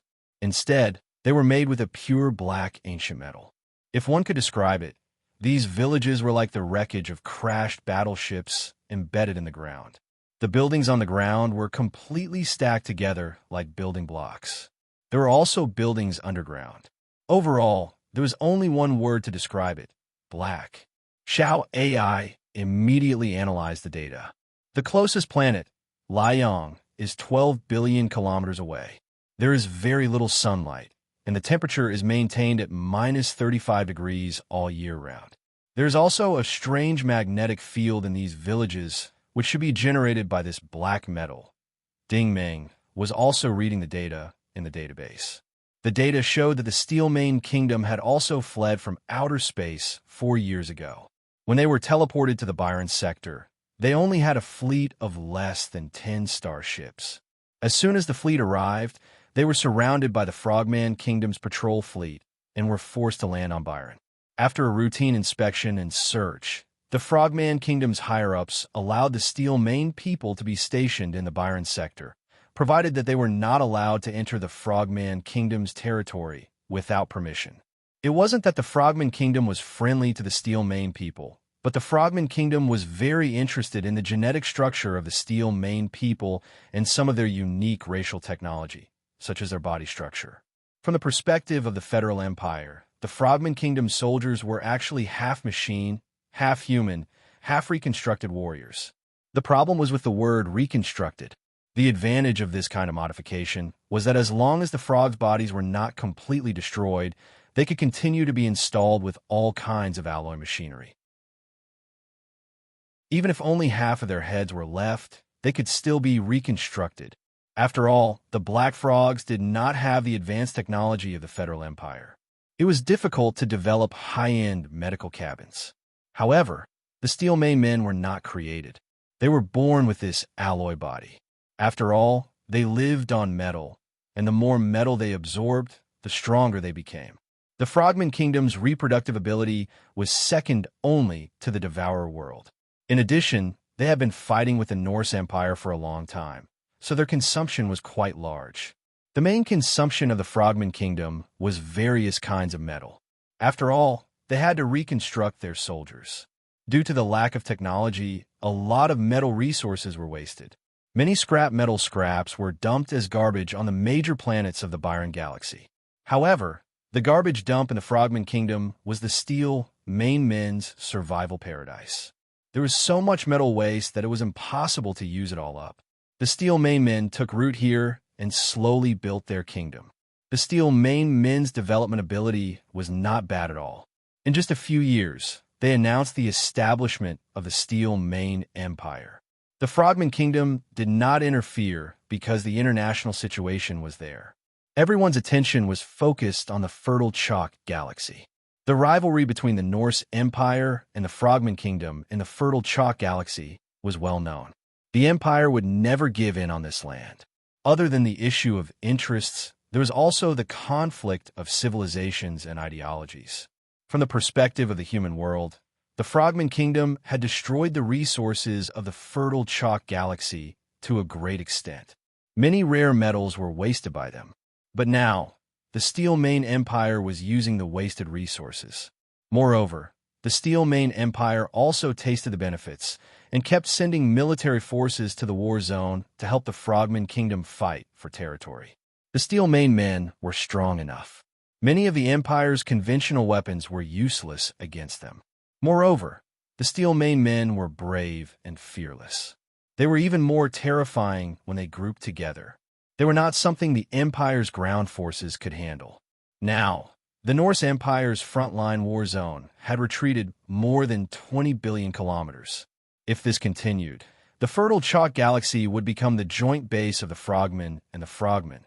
The spaceship slowly landed on the spacious tarmac. There was already a shuttle car waiting by the side. Seeing the shuttle car, Ding Ming could not help but laugh. He remembered the trailer that old Yu's family used to buy wheat on planet TT-12. It looked like a rectangular metal box with a crystalline power system at the bottom. It was obviously a product of the Norse Empire. He wondered where the Steel Mane men got it from. However, the iron box didn't contain wheat, but a group of people who were lying on the ground. They weren't Steel Manies, but real humans. These people seemed to be injured as they curled up in the carriage and couldn't move. What are you looking at? Get up. A Steel Mane soldier gave Ding Ming a shove. Ding Ming noticed that the soldier's hair was very long and dark red. He was obviously a real Steel Mane warrior. He was holding a large war hammer that was 5 meters long. The war hammer seemed to be made of high-grade aluminum titanium alloy. How should he describe this weapon? It could even block the attacks of human conventional weapons, such as photoelectric guns and energy guns.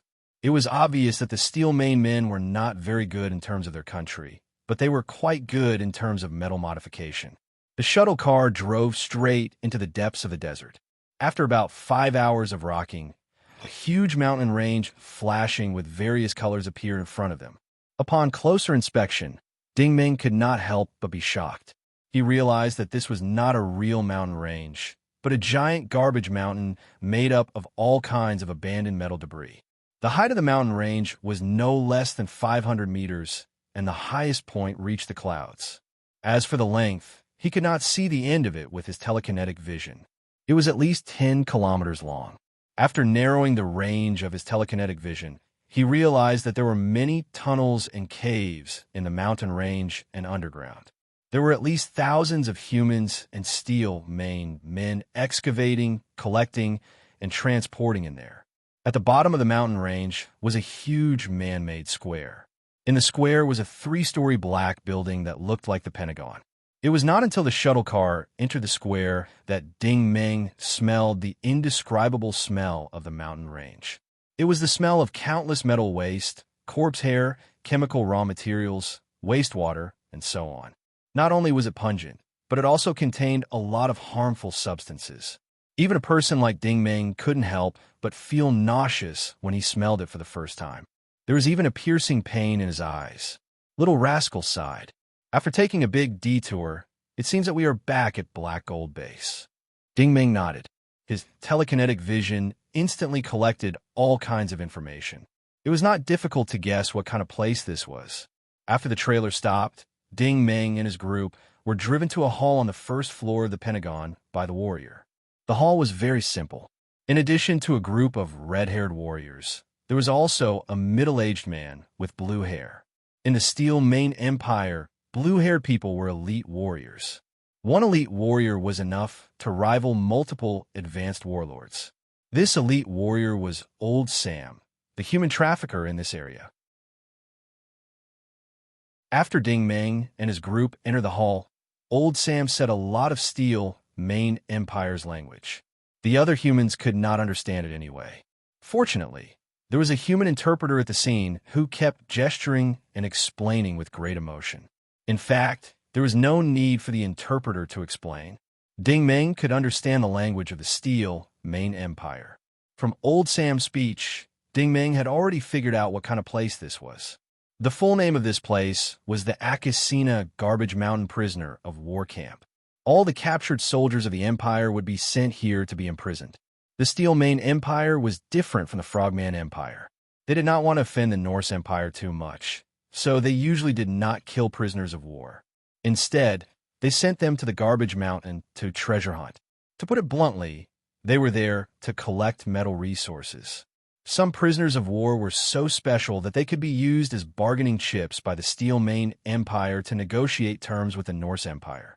In addition to the prisoners of war, the place also exiled the inferior residents of the Steel Main Empire. The so-called inferior residents were actually the same as the lower-class people of the Federation.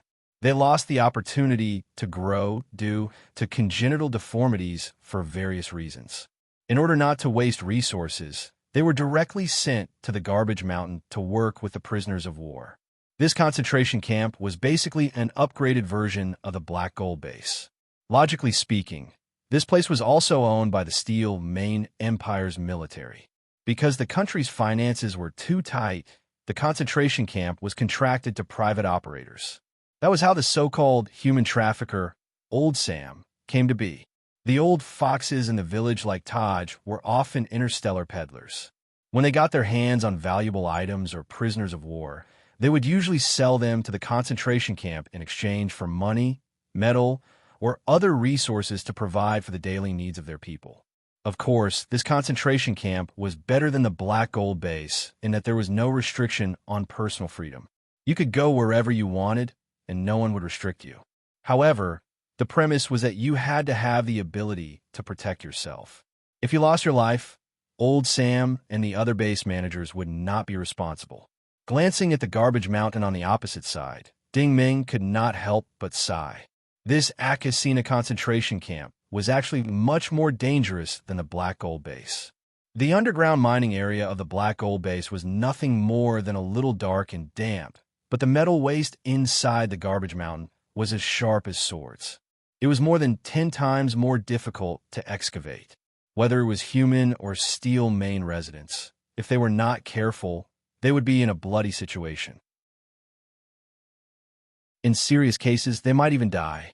This time, they had come to another dangerous place. Chapter 558. Ding Ming knew that the Akasina concentration camp must have its own procedures and rules due to his experience working as a laborer. After leaving the Pentagon, the human translator took them to the settlement camp 2 kilometers to the east.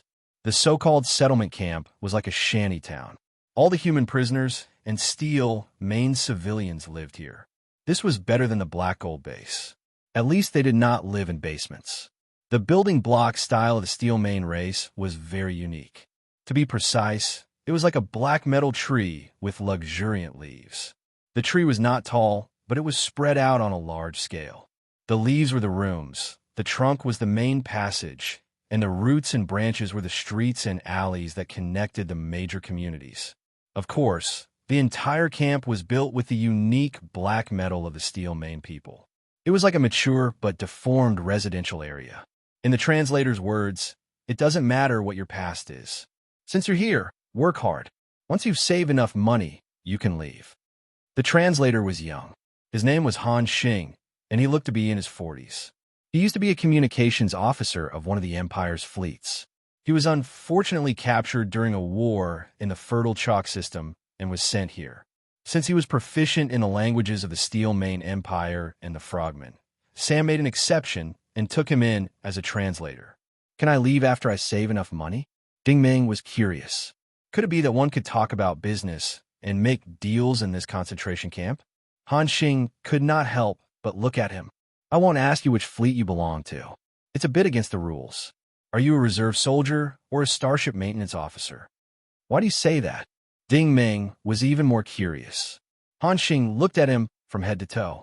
Don't you know the rules of the Empire's fleets? How did you get up there? Ding Ming suddenly understood. Soldiers who served in the Empire's starships were reserve soldiers at the very least. He was so young that it was inevitable that Han Xing would think he was a new recruit. However, no one was a fool. At the very least, as a prisoner of war, to be able to be sent to the surface of planet number 20, Tai Tai must be an origin ability user. Otherwise, he would not be able to withstand the low temperature and stench. It was no wonder that Han Xing would think that Ding Ming was a spaceship maintenance crew. Ding Ming replied calmly, "Yes, I'm a maintenance officer." Han Xing looked at him with a trace of sympathy. Ding Ming was naked, and there were many wounds on his body, although most of them were scabs. Han Xing could not help but sigh. "You're so young, and you're serving in the Empire's starships. Your family must have spent a lot of money, right?" Ding Ming could only bite the bullet and continue. "Yes, I serve in the fleet that Captain Chu belongs to." Captain Chu's fleet? Which Captain Chu? Han Xing frowned. "Is it Chu Xiaoqing's special action fleet?" "Yes." Ding Ming nodded. "Oh." Han Xing's expression became thoughtful. "Sir, do you know Captain Chu?" Ding Ming asked tentatively. Unexpectedly, Han Xing waved his hand impatiently. "That's enough. Don't ask questions you shouldn't ask. Since you're here, work hard. Don't try to curry favor with others. Since we're all former soldiers of the Empire, I'm warning you. Don't challenge Sir Sam's authority here, and don't provoke those who shouldn't be provoked. You're on your own. You're here." Ding Ming turned his head to look. Damn, was this the prisoner of war barracks that had been assigned to him? This area looked like the most primitive and retro small alleyway. There were several barracks on both sides of the passage, and the rooms did not even have doors. They were just a few pieces of steel piled together to symbolically serve as doors. The rooms were not small, about 30 square meters in size. The problem was that there was nothing inside, not even a bed. How was this different from a prison cell? Moreover, this alleyway seemed to be a very remote area of the entire camp. Seeing Ding Ming's stunned expression, Han Xing was a little dissatisfied. "Don't be dissatisfied. The conditions here are much worse than those on the starship. I've arranged for you to be in a more remote area. You're so thin and weak. What if you get targeted and killed by those gangsters? We're all soldiers of the Empire. If we can help, we'll help." Ding Ming laughed inwardly and quickly thanked Han Xing. "Thank you, Sir Han. Have a good rest and treat your injuries. I'll be leaving first. If you need anything, you can find me at the central building of the base." Han Xing said as he tossed a test tube over. Ding Ming picked it up and looked at it. It was a special blood-generating agent produced by the Empire. The manufacturer's logo on it was Anvil. It was very effective in treating external wounds. As soon as Han Xing left, Ding Ming immediately climbed over the steel wall and entered the room. His top priority was to immediately enter a state of cultivation and treat his injuries. Although the battle with towering Sky Peak had been short, Ding Ming had used up an unprecedented amount of energy. 9 of the 10 origin points had been extinguished. It was not difficult to reconstruct them now. The difficult part was where to find the energy to support the 10 origin points. The problem with the origin points was not the most critical part. The battle on Planet Extreme Flame had exhausted the essence that Ding Ming had painstakingly refined over the past few years. Now, other than the tiny bit of energy from Shunguang technology that he could use in the smelting space, the rest of the refining essence, the rainbow energy, the underground flame flow energy on Planet Extreme Flame, and the green recovery energy from the inverse source crystal were basically all used up. Compared to Ding Ming's overall strength, he had now fallen from the level of a high-level battle saint to that of a mid-level warrior. Of course, his foundation was still there. A mid-level warrior in the Norse Empire would be an existence that a normal mid-level warrior would not dare to imagine.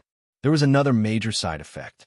During the battle with towering Sky Peak, Ding Ming had been contaminated with quite a bit of the demon's black energy. This had an extremely serious impact on Mao Xing's cultivation method. Typically, when Ding Ming absorbed the origin energy in the normal way, it was as if the origin points had been glued together. They revolved very slowly. According to Little Rascal's instructions, it took about 30 minutes to accelerate the blood flow of the whole body and drive the K-virus to detoxify the demon's energy. Even after rinsing it more than 20 times, the black mist attached to the origin points had not even been diluted by a third. It should be known that this was the first origin point. It was the simplest, easiest, and easiest to deal with. From this, one could see how powerful the demons were. Normal methods definitely would not work. Ding Ming came to this conclusion. Xiao AI helplessly sighed. Indeed, you'll need at least 30 years just to detoxify the poison. Time doesn't allow for it. Little Rascal pondered for a moment before saying, "You can try your luck in the trash mountain." Xiao AI said, "Oh, what do you mean?" Little Rascal said, "The black energy on towering sky peak isn't the pure demon's energy. The true demon's energy is quite heterogeneous and high level. We might as well interpret it as a type of negative energy." Then what kind of energy is the demon's energy on towering sky peak? Ding Meng was also interested. Little Rascal explained, "Towering sky peak has only obtained a small amount of low-level energy. We can treat it as a type of poison." Ding Meng, you've been poisoned. And then? Xiao AI asked. Little Rascal said, "This poison can be detoxified by the K-virus.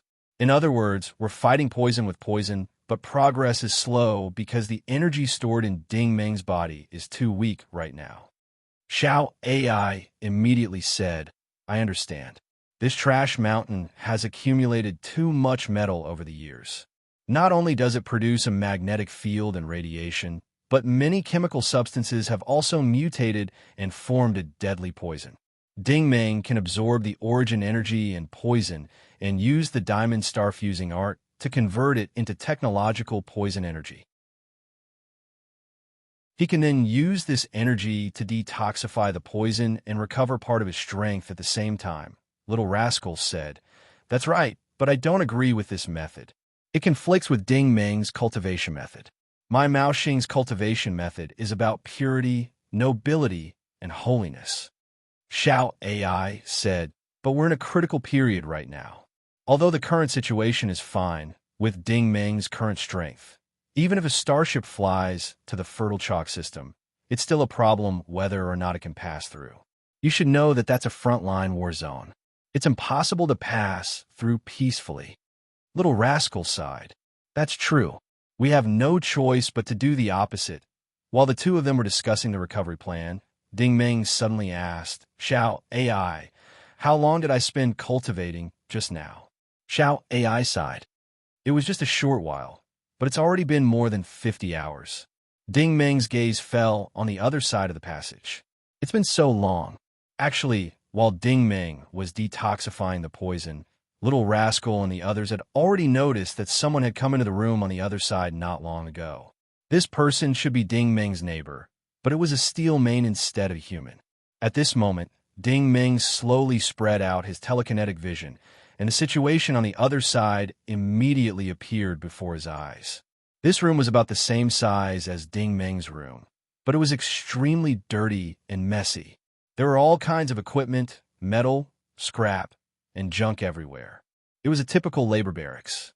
Deep in the corner was a rusty metal bed, and a steel mane man covered in scars was curled up on the bed, shivering. It was obvious that he was trying his best to endure the excruciating pain all over his body, because the wounds on his body were all caused by sharp objects.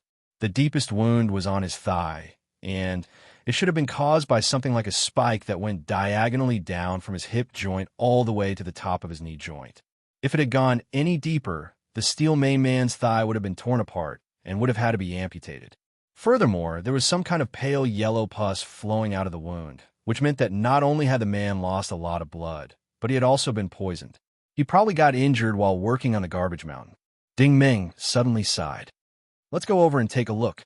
Little Rascal knew why he was sighing, because this steel mane man reminded Ding Meng of Little Four, who had survived with him back at Black Gold Base. Regardless of whether he was a human or a steel mane man, Ding Meng could not ignore him. Chapter 559. In the smelly metal room, the steel mane man lying on the bed was in so much pain that his whole body seemed to be twitching. He was very thin and was about the same height as Ding Meng. It was obvious that he was a young steel mane man, with a height of less than 1.7 meters. He was considered a dwarf in the steel mane empire. It was no wonder that he was thrown into this concentration camp. In addition to his thin body, the steel mane man's skin was white, and he had very little hair. He looked like a trembling white mouse. It was a tragedy for such a person to live in the steel mane empire, just like how Little Four lived in the Holy Grail Federation. He would definitely be regarded as an inferior race by his own kind. Strangely enough, Little Four's skin was dark and coarse, and his hair was thick and long. He would not be regarded as an alien in the Steel Mane Empire. However, the young Steel Mane man in front of him was the opposite. His skin was too white, and he had almost no hair. If he was placed in the Federation, he would not be regarded as trash either. After observing for a long time, Ding Ming took out the test tube that Han Xing gave him. He unscrewed the seal and fed half of the tube to the Steel Mane man. The effect of this special blood generator was immediate. The Steel Mane man's wounds began to heal immediately, and the pain quickly subsided. He struggled to sit up and said, "Thank you. I don't know if you can understand the language of the Steel Mane Empire. Anyway, thank you for saving me." Ding Ming nodded and said, "As long as you're okay." The Steel Mane man's eyes widened in curiosity. "You can understand me?" Ding Ming smiled and said, "Yes, I can." The Steel Mane man looked at Ding Ming in shock. He was clearly surprised that this human not only knew the language of the Steel Mane Empire, but also used a precious blood generator to save him. "Don't worry, I have a friend who looks like you," Ding Ming explained. The Steel Mane man was even more surprised. A human friend looked like the Steel Mane tribe? "What's your name?" Ding Ming asked again.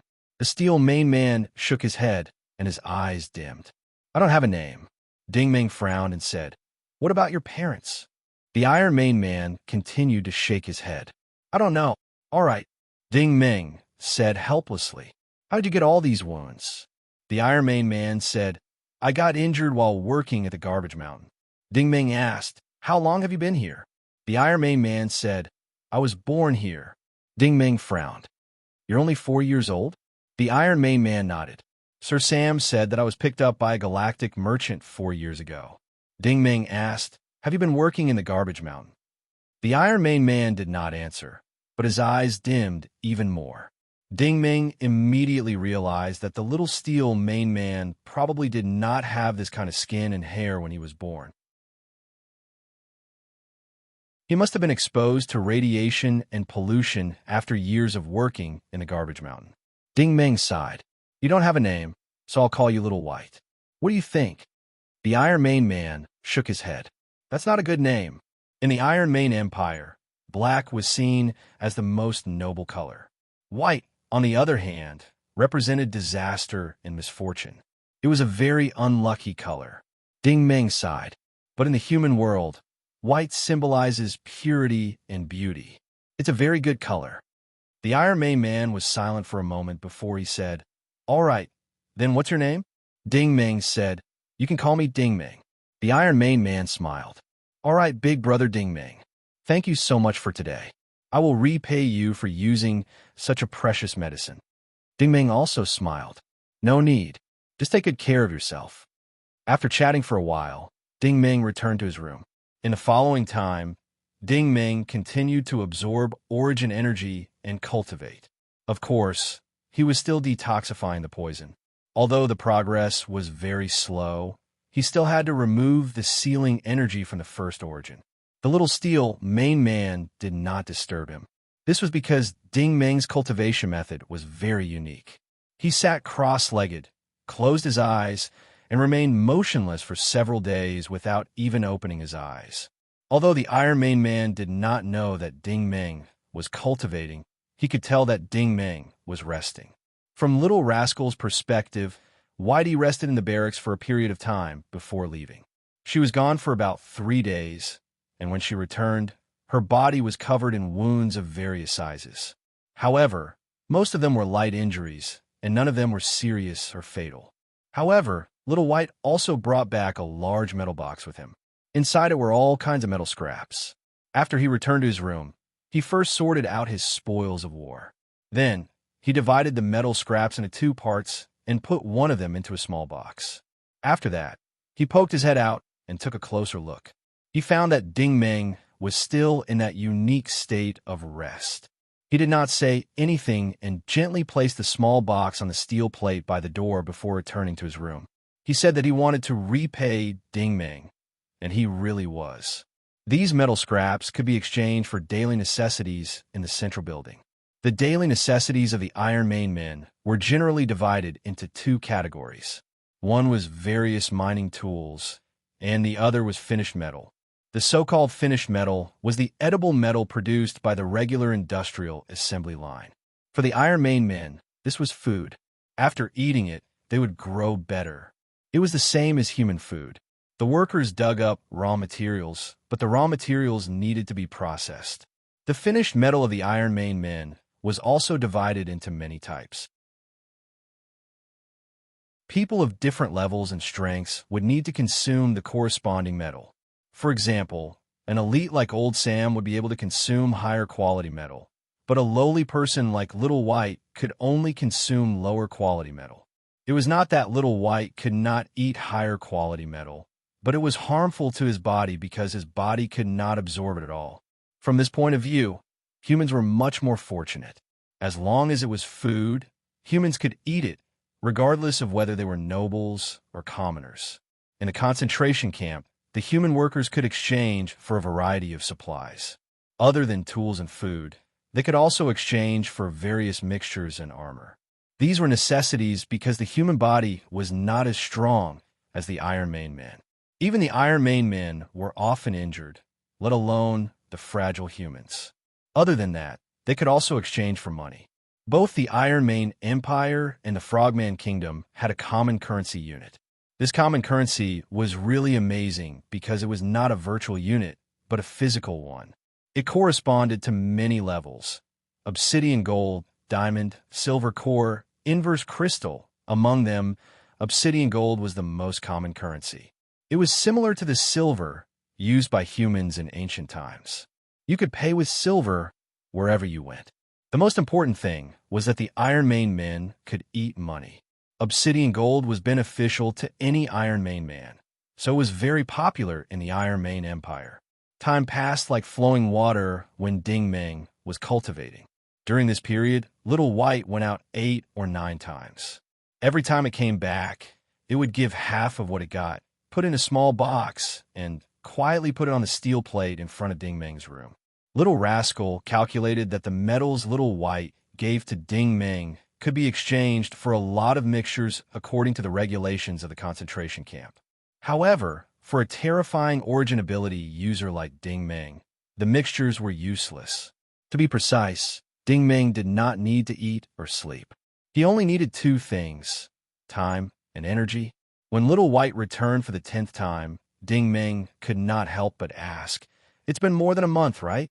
Little White was pleasantly surprised. "Brother Ding Meng, you've rested well?" Ding Meng nodded. The first point was basically normal now. He waved his hand lightly, and the box on the steel plate flew into the air and landed in his palm. Ding Meng casually fiddled with it a few times and picked up a piece of black scrap. "Little White, where did you get this?" Where are you?" Xiaobai had long been dumbfounded by this move of his. How could he reply? Ding Meng smiled. "It's fine. This is a small ability." Little White was the only one who had not seen the world and did not know that this was telekinesis. If telekinesis was a small ability, then there was probably no big ability in the entire territory. According to Xiao AI's analysis, this piece of black scrap was a mixture of various metals. It contained traces of platinum metals and even rhodium. In fact, Xiao AI was more interested in the metal toxins in this piece of scrap. Currently, this was what Ding Meng needed. After using the diamond star-fusing art to convert it, he could store it in the smelting space as an energy storage. After Little White woke up, she quickly explained, "Recently, a new area opened up underground. I want to try my luck. Someone said that the base would buy this thing at a high price. This small piece can be exchanged for 3 boxes of black luminous gold. Brother Ding Meng, if you go to exchange it, you can exchange it for 2 boxes of special mixtures produced by the Norse Empire. Brother Ding Meng, I saw that you were resting for so long and didn't do any work, so I specially left some for you." Hearing this, Ding Meng felt a trace of warmth in his heart. Little White had left the best things for him. After all, 3 boxes of black luminous gold were enough for 20 days of rations for Little White. However, he sneered inwardly. It seemed that Sam's people were probably appraisers. They knew that this was a good thing and actually sent people away with just a few boxes of metal and mixtures. They were taking advantage of these workers who did not know the trade. To put it bluntly, they were squeezing the workers' blood and sweat. Of course, this was normal. After all, this was an enhanced version of the black gold base. Under the garbage mountain? Ding Meng was a little curious. Yes, Little White nodded. It's impossible to dig up anything good from the hillside now. The officers said that the deeper we dig, the more likely we will find good materials. Ding Meng pondered for a moment and said, Little White, I'll go to the garbage mountain to try my luck. Okay. Brother Ding Meng, I'll take you there. Little White seemed to be happier. But before you go, you should still prepare. You can exchange for some tools and mixtures. No need. Ding Meng smiled meaningfully. I used to do mining. Don't worry, you won't lose out if I go with you.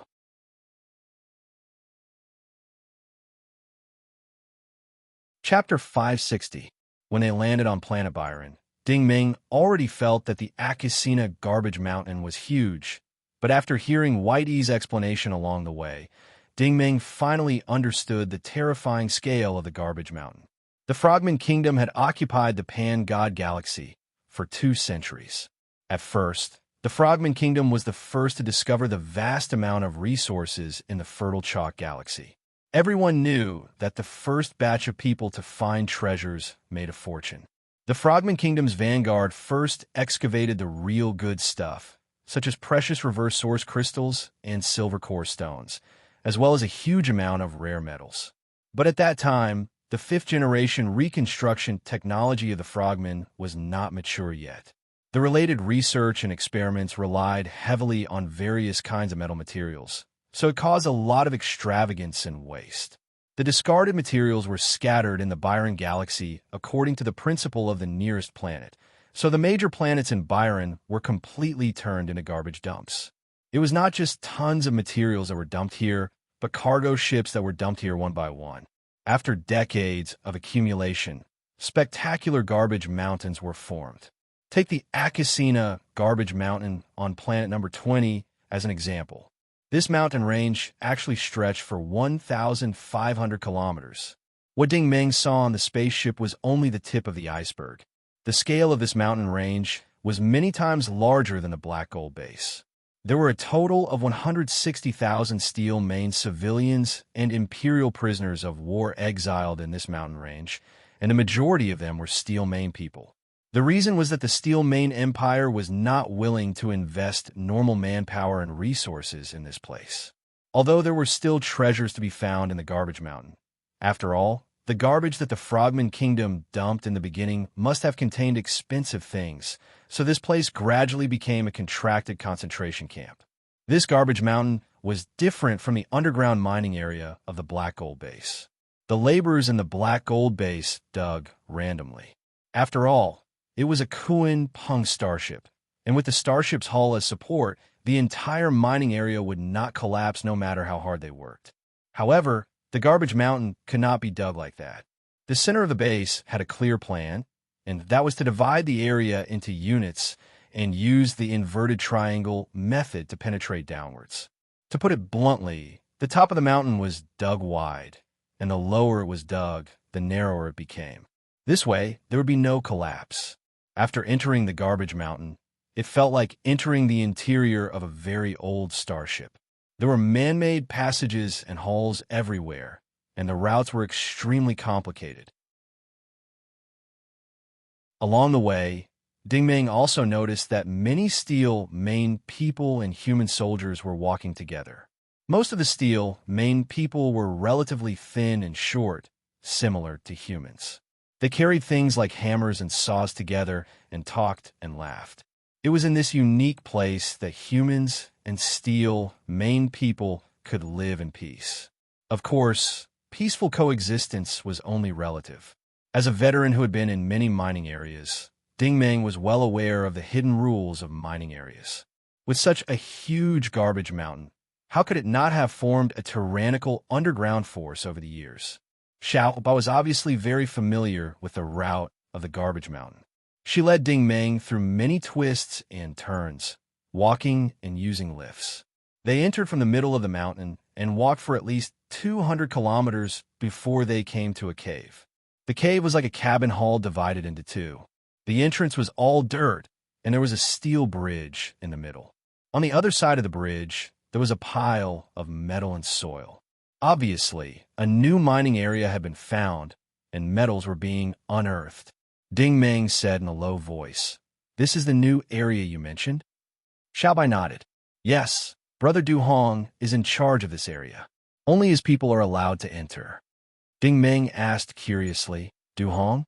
That sounds like the name of our human world." Xiaobai said, "Yes, he is a human, but he is very powerful.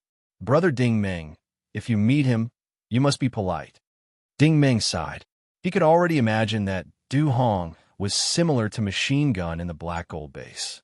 He must be the local boss of this area. However, if a human could become the leader of the Steel Main Tribe's underground force, he must be quite capable. There are not many people on the bridge, but there were two tall Steel Main men guarding it. When Xiao Bai got on the bridge, the two men did not pay much attention to her. After all, Xiao Bai often came here. However, Ding Meng was stopped by one of them. "Hey, are you new here?" One of the Steel Main men had lost his left arm at the shoulder, but his face was ferocious. Xiao Bai quickly went up and explained with a smile, "Brother Dersi, he is new. He is my neighbor. Officer Han sent him here." Hearing that he was sent by Officer Han, the one-armed man looked at Ding Meng carefully. He seemed to think that Ding Meng was too thin and weak. "All right, you can pass, but the rules are the same." As he spoke, he extended 2 fingers to Xiao Bai. Xiao Bai immediately nodded. "No problem, no problem." The one-armed man then waved his hand and said, "Let's go in." After crossing the bridge, they arrived at the main passage. The main passage was large enough to accommodate trucks, but there were many side passages, and they were very complicated.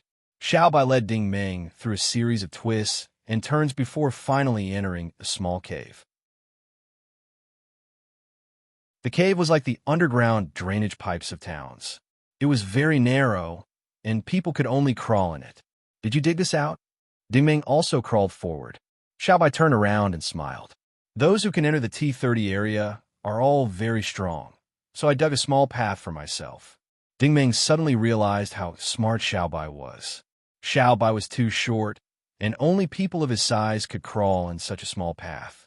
The other Steel Main men were too big to fit in, so there was no need to worry about other people snatching it from them. However, the walls of the tunnel were filled with all kinds of metal spikes and blunt objects.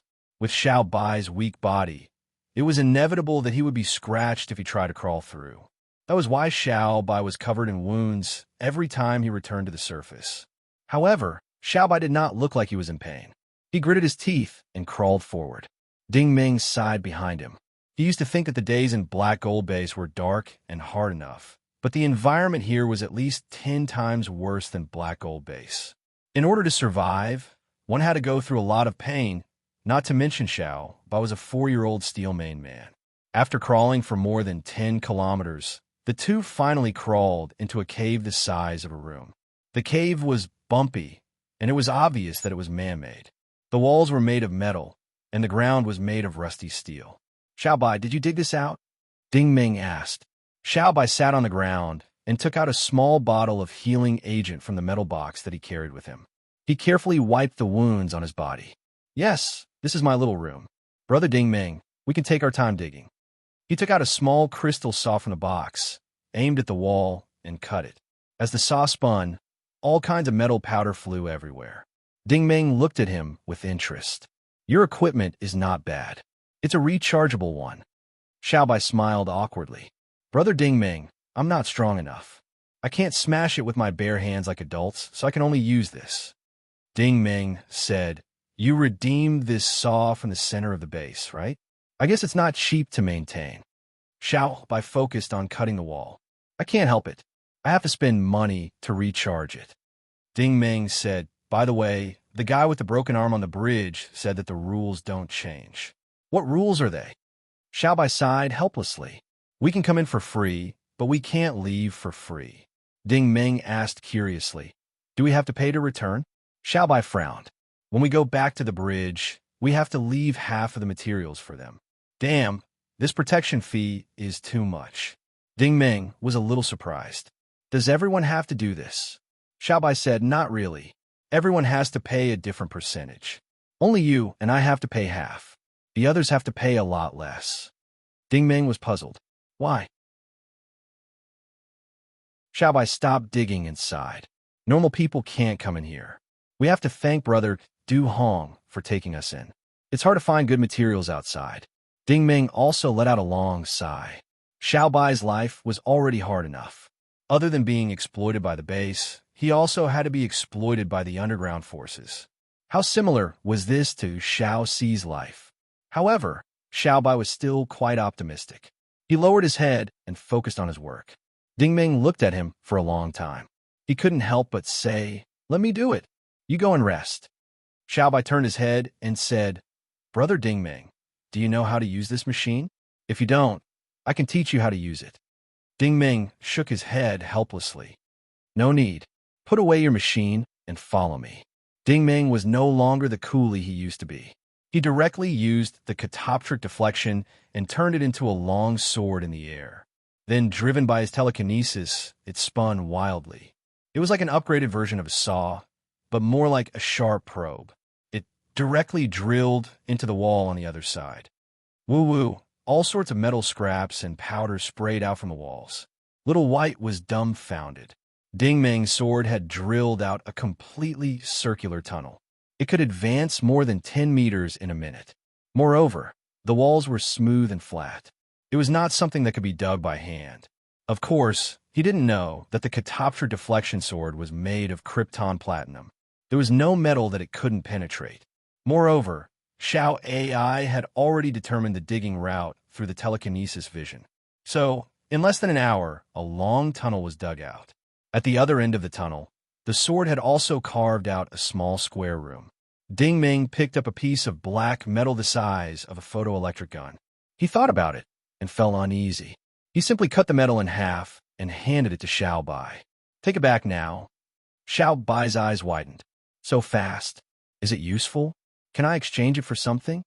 Ding Ming nodded affirmatively. It's useful. Take one of these 2 pieces to pay the toll. Take the other one to the center of the base. It can be exchanged for everything you need for a month. Also, use it to maintain your tool. Xiaobai was stunned. It would take him months of hard work to do something, but Ding Ming had done it in less than 5 minutes. He was still a little hesitant. Brother Ding Ming, what about you? Ding Ming was still cautious. Remember, after you exchange the supplies at the base, don't come down. Just stay in the barracks. Come down after 10 days. I promise you'll find something. Although Xiaobai didn't know what Ding Ming meant by this, the 2 pieces of metal in his hand were real. After thinking about it, he turned around and left happily.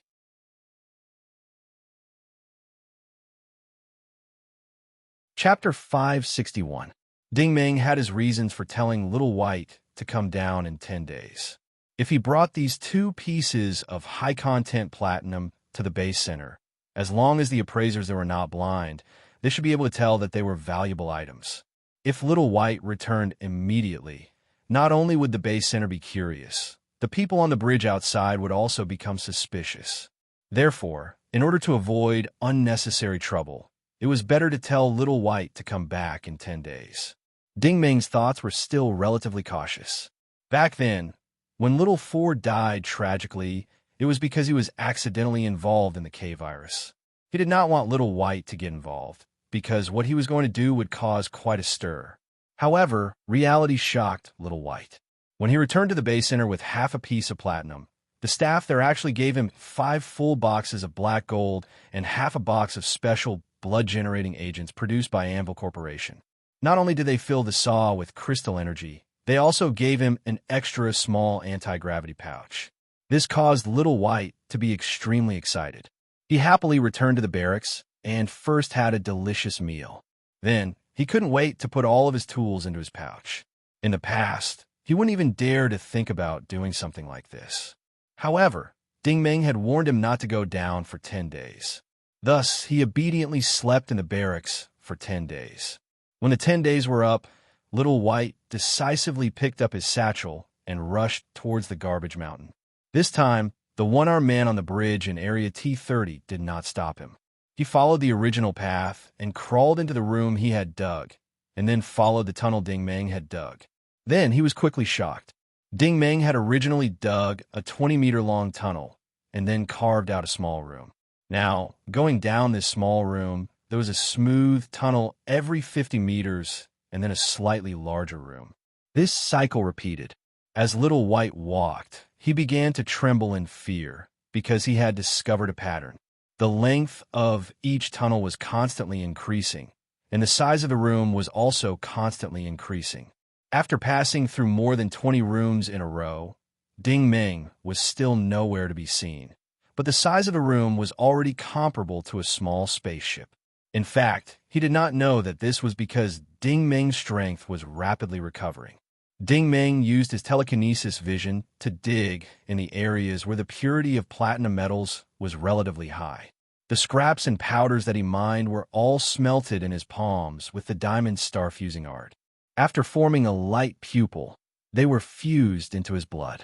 After being converted into a technological energy source, he used the smelting space to refine it a second time and supplemented it with origin energy to form an energy storage. However, this was far from enough to remove the energy imprisonment of the demons. As Ding Meng continued to dig, he discovered a problem. The deeper he went, the stronger the radiation and magnetic field of the mixed metals became. Due to the passage of time, chemical toxins had been produced in the depths of the earth. These metals were faintly pointing to a source of poison in the depths of the earth. Although he could not analyze what it was with his telekinesis vision, it was getting closer and closer. Xiao AI also made an assessment.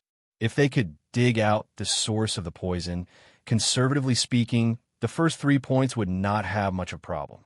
At this moment, Ding Meng was sitting cross-legged on the ground, multitasking. Catoptr deflection was used as an excavator to dig a tunnel in front of him. Meanwhile, he was doing his best to absorb origin energy. At the same time, he spread out his palms, each of them producing a green light pupil. The various metals in the room melted, forming a stream of air that flowed into the light pupil. After an unknown period of time, Ding Meng suddenly opened his eyes and stopped cultivating. This was because he had already sensed that Xiao Bai was cautiously approaching from the tunnel behind him. Big brother Ding Meng. Xiao Bai was truly shocked by Ding Meng. I didn't know you were so strong. Ding Meng was already prepared. He casually picked up 2 pieces of purple metal from the ground. Here, take them. Take them to the surface and trade them for something. Xiao Bai naturally had an eye for these scraps. He took a closer look and sniffed them. He couldn't help but blurt out, "This is purple luminous gold. I heard that only elite level and above people can eat it." Purple luminous gold was not only a great supplement for the Steel Mane people, but it was also a good material for forging weapons in the human world. If Ding Meng's Catoptr deflection had used purple luminous gold as its base material, its combat power would have been greatly increased. Unfortunately, it was very difficult to obtain this material within the Norse Empire. Of course, this was also why the Norse Empire hated the Frogman Kingdom and the Steel Mane people so much. They had to beg their parents to find such a good material everywhere, but the Steel Mane people ate it as food. Damn it! You want me to come back in 10 days again? Xiao Bai was quite smart.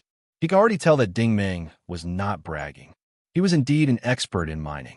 To be more precise, he was an authority in this field. Such an expensive purple luminous gold would definitely cause a commotion if he brought it out. Keeping a low profile was the way to go. However, Ding Meng changed his mind. "No, I want you to come back in 20 days.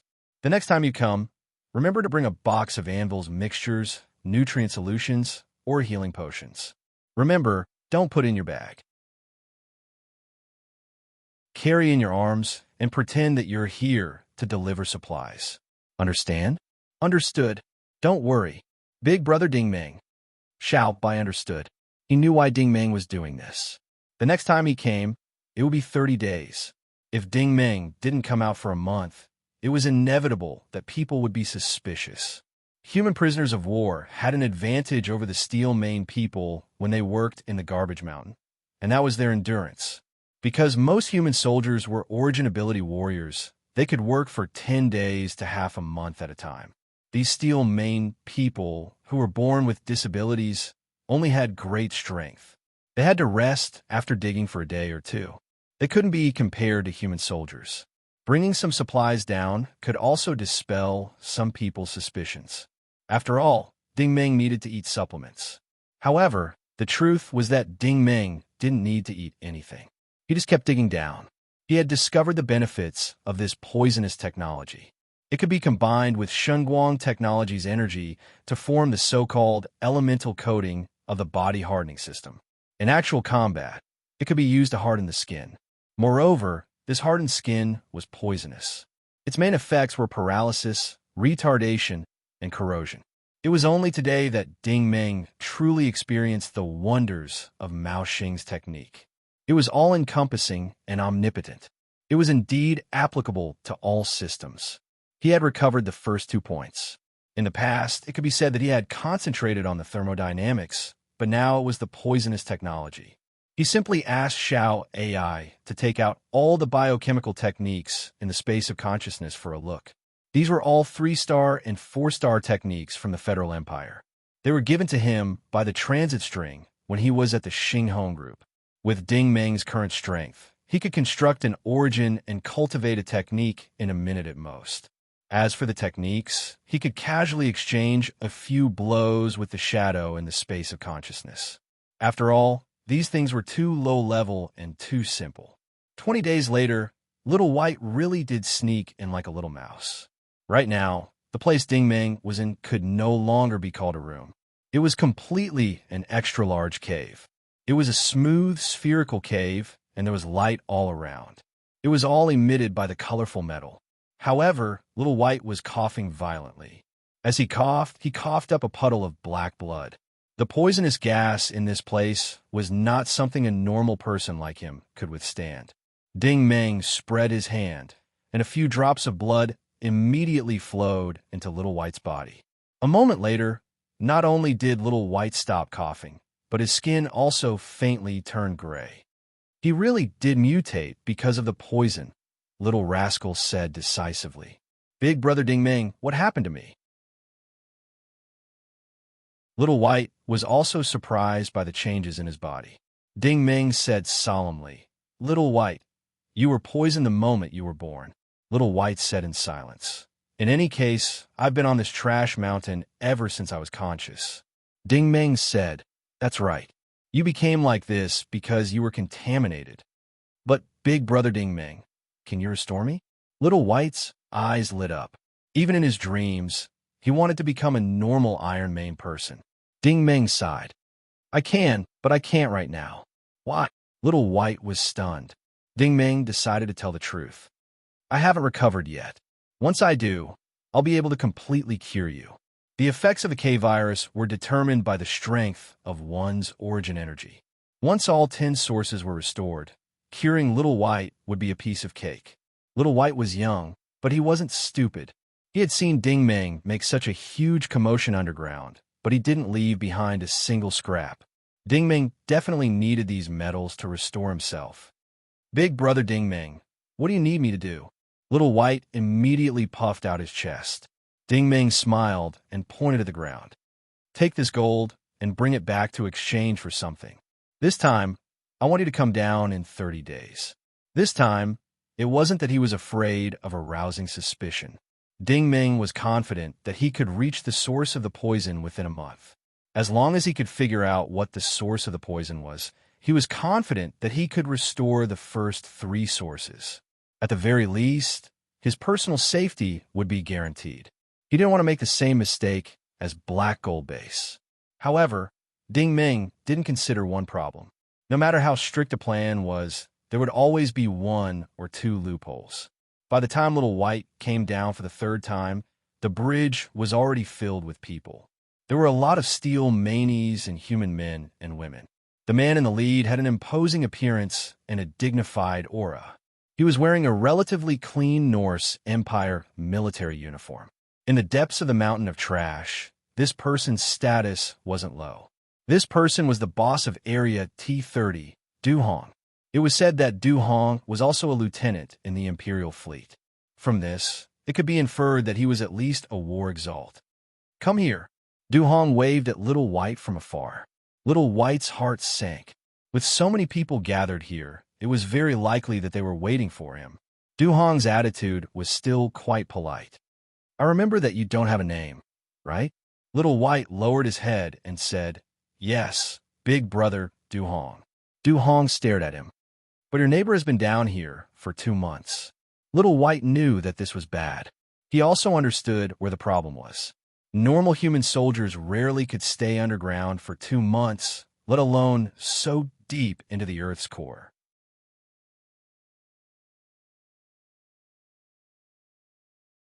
Chapter 562. Faced with Du Hong's doubts, Xiaobai decided to tell the truth. "Yes, I'm here to deliver supplies to him." Du Hong didn't waste any more time. "Okay, then take me to him now." It was impossible to find Ding Ming. The one-person tunnel was less than a meter in diameter, and only Xiaobai and Ding Ming could barely squeeze through. The others couldn't enter, and they didn't dare to force their way in. Without a statistician to assess the situation, a careless excavation could cause the tunnel to collapse, so they could only wait. At this time, Ding Ming had already advanced to the place where the poison source was located. Ding Ming had also dug a cave here. Inside the cave lay a huge pile of scrap. It looked like a section of spaceship that had been cut off and mixed with various strange metals. Due to the passage of time, it had already formed a state of chaotic fog. According to Little Rascal's analysis, the main component of the scrap was an extremely high-grade platinum metal. It also contained a large amount of rainbow gold. Based on this alone, it could be inferred that this was definitely the work of some research team or research institute of the Frogmen. The Frogmen had definitely wanted to create weapons or armor similar to catoptrid deflection, but in addition to the basic materials, there were also 2 more important things: krypton gold and water luster. It was obvious that this pile of scrap didn't have these, so it was treated as trash halfway through the modification. It was a waste of resources. In addition to the aforementioned components, this pile of scrap also contained some source cores and silver core stones. Ding Ming could even feel a trace of the reverse source crystal's power during the absorption process. Little Rascal couldn't help but sigh. These frogmen are really good at snatching resources. Xiao AI said, according to the database, the Frogmen's army is not only scouting the fertile chalk system, but the civilian armed forces are also active there. The rare metals on the black market are very expensive. Little Rascal said, what a waste of materials. This poison source should be a toxic reverse source crystal. It should be a highly dangerous substance in the universe. Xiao AI said, I've compared the data. This should be a type of auric element. It's very harmful to low-level creatures, but it's not a threat to Serum Susan. The Frogmen's research direction was not wrong. The only mistake was that they didn't understand the theory behind it. This saved Ding Ming a lot of trouble. Her original conservative estimate was the first 3 origins, but this poison source was an unexpected surprise because it had completely restored the first 6 origins of Ding Ming. Not only did it remove the remaining imprisonment energy of the demons, but it also made the origins stronger and more stable than before. As soon as his strength recovered, Ding Ming's perception range also recovered. He slowly opened his eyes. I didn't want to cause trouble, but trouble still came. Sure enough, Xiaobai quickly ran over from the passageway behind him. Big brother Ding Ming, bad news. Du Hong specifically asked for you. It's okay. Ding Ming patted him on the shoulder. I know. Don't worry. Although he had never met Du Hong, he knew that this so-called Du Hong would not threaten Xiaobai because Xiaobai was an inferior race in the Steelmane tribe. This kind of person was no different from a cripple. The Steelmane tribe was unwilling to accept Xiaobai, but Du Hong allowed Xiaobai to move around in the T-30 area. It was clear that Du Hong was not the evil person he imagined. On the bridge, Ding Ming and Xiaobai's figures quickly appeared at the checkpoint. Du Hong was surrounded by a group of people, and there were 2 gorgeously dressed beauties beside him. However, Du Hong's attention was on Ding Ming. He was observing Ding Ming, and Ding Meng was also secretly scanning him. Du Hong was also wearing a wristband. This alone showed that not only did this person have a high status in the underground, but he also had a lot of dealings with the base center. "Hello, Ding Meng." Du Hong walked forward and stretched out his hand in a friendly manner. "Hello." Ding Meng also stretched out his hand. His principle had always been that if you don't offend me, I won't offend you. However, this time he was wrong. The moment Du Hong shook his hand, he secretly gathered his origin energy in his palm. He trained in electromagnetism grand technique. If the electromagnetism grand technique was transmitted, the other party's arm would go numb, and if the electromagnetism grand technique was serious, the other party would kneel on the spot. Unfortunately, Ding Meng did not go numb, nor did he kneel. Ding Meng's expression was very calm as he calmly held his hand. Du Hong was stunned. He had used the energy of a beginner war supremacy, but Ding Meng was as steady as Mount Tai, as if nothing had happened. Du Hong took a deep breath and slightly tightened his grip on Ding Meng's hand again. This time, a stronger electromagnetism grand technique drilled into Ding Meng's palm. Ding Meng was still cold and expressionless. He did not even move. Du Hong did not dare to try again. He let go of his hand and said, "Nice to meet you." Ding Meng nodded and gestured for Little White to bring up the small box that he had prepared earlier. "I don't dare. This is my first time working in the T30 area. I hope Brother Du Hong will accept this small gift. Please take care of me in the future." The one-armed steel main man stepped forward and took it. He looked at the contents of the box, and his eyes were full of surprise. "Brother Du, tricolor gold." Du Hong nodded. "Brother Ding's gift? I will keep it well." His words meant that he did not treat Ding Meng as an enemy. Everyone was secretly relieved. Ding Meng also nodded secretly. This Du Hong was not stupid. Even if Du Hong was a combat master, Ding Meng was confident that he could kill him in one move. Of course, now that he was trapped in such an environment, Ding Meng did not want to make enemies. Finding a way to leave the steel main empire was the most important thing. Du Hong paused and continued, "Brother Ding, you were originally an alien refugee, but your household registration is from a village in Qingzi Town, Autumn Lake City of the Norse Empire.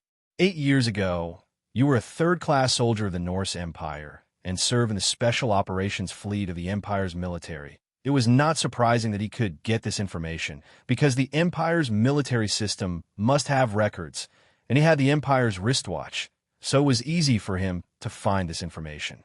However, when this information was revealed, it sounded different. In everyone's eyes, Ding Meng's strength was unfathomable. 8 years ago, he was a third-class soldier, and a third-class soldier was already a high-level warrior. Now, no matter how weak he was, he should have the strength of a war elder. In the T30 zone, a war elder could basically do whatever he wanted. Ding Meng said in a deep voice, "Brother Du, what do you mean?" Du Hong smiled, turned around and waved. "A Fong." A beautiful woman behind him immediately walked over and said with a charming smile, "Brother Du, what can I do for you?" Du Hong smiled and said, "Brother Ding gave me such a valuable gift. I want you to accompany him for 2 nights. What do you think?" Ah Fong replied with a smile, "Of course, no problem." This Ah Fong actually had good looks and a good figure. She was also wearing a set of clothes that exposed her chest and back. She was quite tall, and her 2 long legs were very eye-catching. However, the aura of a prostitute was too strong. "I don't like this one," Ding Meng replied indifferently. He was not lying, but he was really not interested. After all, there were too many beautiful women around him over the years. Starting from Chu Shaoqing, Dai Yi, Meng Yin, Lan Bing, Transit String, Lu Qing, Liang Yi, Su Lingyue, and the others. They were all top beauties. How could he be interested in someone like Ah Fong? Of course, the fundamental reason was that Du Hong must have a deeper meaning. Sure enough, Du Hong gently waved his hand, and Ah Fong immediately retreated. It seems that Brother Ding is very knowledgeable in digging. Du Hong changed the topic. "Are you interested in a private chat?" Ding Meng smiled. "I'm new here. I don't know the rules here very well." Du Hong walked to the railing of the bridge. In fact, this Akasanalapan mountain has been very peaceful all these years. Do you believe it? Oh, Ding Meng was a little surprised. This kind of underground mining area was the area with the most disputes and accidents. Fights broke out every 2 to 3 days, and people died from time to time. This was a common occurrence. However, it was hard to believe that this place was peaceful. It's true, Du Hong's expression did not look like he was lying. The entire Akasanalapan concentration camp has a total of nearly 200,000 people, including the human race and the steel main race. There are nearly 100 big and small forces, but only 10 of them are really influential. Ding Meng said, "Brother Du, you should be considered one of them. Otherwise, this T30 area would not be in your hands." Du Hong's expression became serious. To be honest, this T30 area has cost me a lot. Ding Meng was curious. "Oh," Du Hong said, "everyone has been living peacefully on this garbage mountain for so many years. That is because there is a private way to resolve disputes. Everyone has reached a consensus." Ding Meng asked, "What kind of way?" Du Hong said word by word, "The arena." Ding Meng was really curious this time. "There's an arena at the bottom of this garbage mountain." Du Hong nodded. "Let me give you an example. For example, if 2 parties discover a new mining area and they can't agree to it, they will usually settle it through the arena." Ding Meng said thoughtfully, "Is that how you got your T30 area?" Du Hong sighed. "Because of this area, I lost 2 good fighters." Ding Meng pondered for a moment before she asked, "Have there been any new disputes recently?" Du Hong smiled. "It's always nice to talk to people from the Empire. A batch of crystal-carrying matrix bodies was recently dug up in T42. Ding Meng said in surprise, "You can dig up something like that at the bottom of this garbage mountain?" Du Hong said, "Preliminary judgment is that they were collected from the wreckage of the starships that the Frogman Kingdom cleaned up during the war with the Empire. At that time, the civilian technology of the Frogman Kingdom was still very backward, so they didn't know what it was.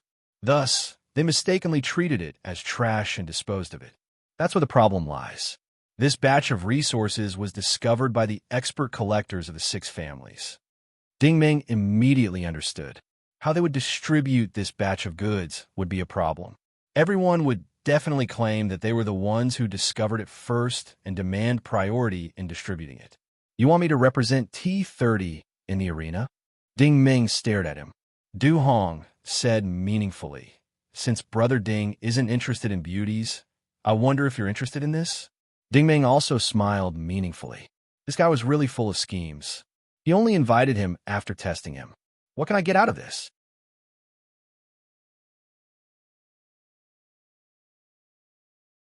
Chapter 563. Du Hong smiled and said, "Then it depends on whether Brother Ding can show me the ability to convince me. In this kind of underground mining area, the leader of a force like Du Hong might not be the one with the highest combat strength, but he was definitely the one with the most powerful means." Therefore, Ding Meng did not stand on ceremony with him. He turned around and glanced around. Suddenly, he pointed to 2 people in the crowd and said, "You here. These 2 should be above you." Du Hong was a little surprised. Good eyesight. The 2 people Ding Meng pointed at were a man and a woman. The man wasn't tall and didn't look impressive, so he wouldn't stand out in the crowd. The woman was another gorgeously dressed beauty other than Fawn. She was also wearing an Empire's military uniform, but her clothes seemed to have been washed many times, so they looked a little white. Meng Qiu and Tong Yao. Du Hong took the initiative to introduce them. Among his people, these 2 were now the strongest. Previously, in order to compete for the T30 area, 2 more powerful masters had died in the arena. Ding Meng suddenly smiled. "I wonder what the rules of the arena are like." Tong Yao took the initiative to step forward. "That's it." As she spoke, she flashed to Ding Meng's flank. With a backhand chop, she aimed at Ding Meng's temple. To be honest, this woman's basic skills were not bad. When Ding Meng was at the advanced war venerable level, his hand chop was not as skillful as hers. This flash was not only fast enough, but also fierce. With a paw sound, Ding Meng stretched out his palm and caught her palm easily. At the same time, there were 3 extremely soft pa-pa-pa sounds. In the darkness, it seemed to be the sound of firecrackers. Tong Yao took a few steps back, and her steps seemed to be a little unstable. This time, not only were the others surprised, but Tong Yao also showed a surprised expression. Ding Ming's palm seemed to have an invisible rebounding force that directly shook her back. Tong Yao glanced at Du Hong again. Du Hong nodded calmly. Tong Yao was a light speed type origin ability user who had the potential to break through to the combat master level. Unexpectedly, she was easily beaten back. This proved that Ding Ming was at least a combat master level expert. In fact, he did not know that Ding Ming did not want to go too far. If he really wanted to fight back, this woman would be a corpse now. Brother Ding, you're good. Du Hong looked very happy. After all, he had not guessed wrong. A person who could stay underground for several months without going up was definitely not a simple person. Ding Ming said indifferently, "You can tell me now. What benefits can I get?" Du Hong said, "If Brother Ding can win in the arena, we can choose the crystal-carrying matrix body first. Of course, I can guarantee Brother Ding's benefits." His words were not attractive to Ding Ming at all. Ding Ming simply said, "I have a condition.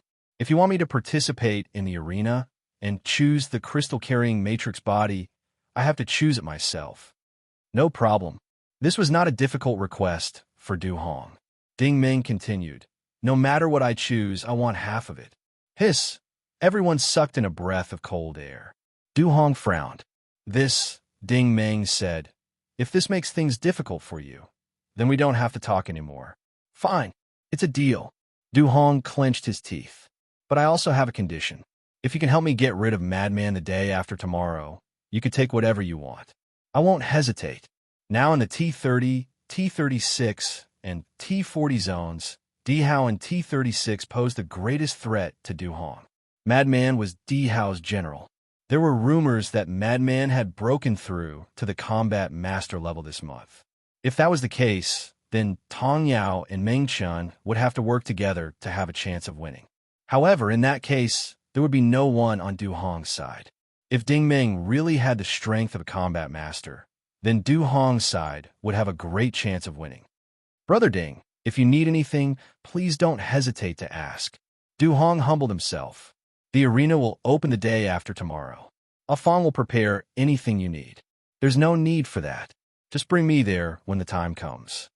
After saying that, Ding Ming walked towards the entrance without looking back. It was not until he was far away that Du Hong turned his eyes to Tong Yao. "Yao Yao, what do you think of him?" Tong Yao nodded. "He's definitely not weaker than me." Fortunately, Ding Ming was far away. If little rascal heard this, he would definitely laugh at her mercilessly. "You think too highly of yourself. Not weaker than you?" Not to mention that Ding Ming hasn't fully recovered yet. With his current strength, he can easily crush 10 of you. Ding Ming had gained a lot from the trash mountain in the past 3 months, so when he returned to the surface, he took Little White to the center of the base to exchange for items. In fact, none of the items in the base were useful to Ding Ming. However, Ding Ming still exchanged for a large amount of Anvil's various mixtures. He didn't have any other intentions other than to take care of Little White and avoid arousing suspicion. However, when he was exchanging for various daily necessities on the first floor of the center, Han Xing happened to be there. Han Xing obviously had an impression of Ding Ming. "Not bad. You went to the trash mountain and stayed there for a few months." This couldn't be hidden from Han Xing. Every area of the barracks had simple surveillance equipment. Ding Ming hadn't appeared in the barracks for 3 months, which meant that he had been working underground. Moreover, Little White had brought back high-grade metals several times in a row. Needless to say, it was Ding Ming who had dug them up. Ding Ming said, "Officer Han, do you know about the arena?" Han Xing looked at him with some surprise. "You're going to participate? Which force do you represent?" "T30 area." Ding Ming didn't intend to hide it.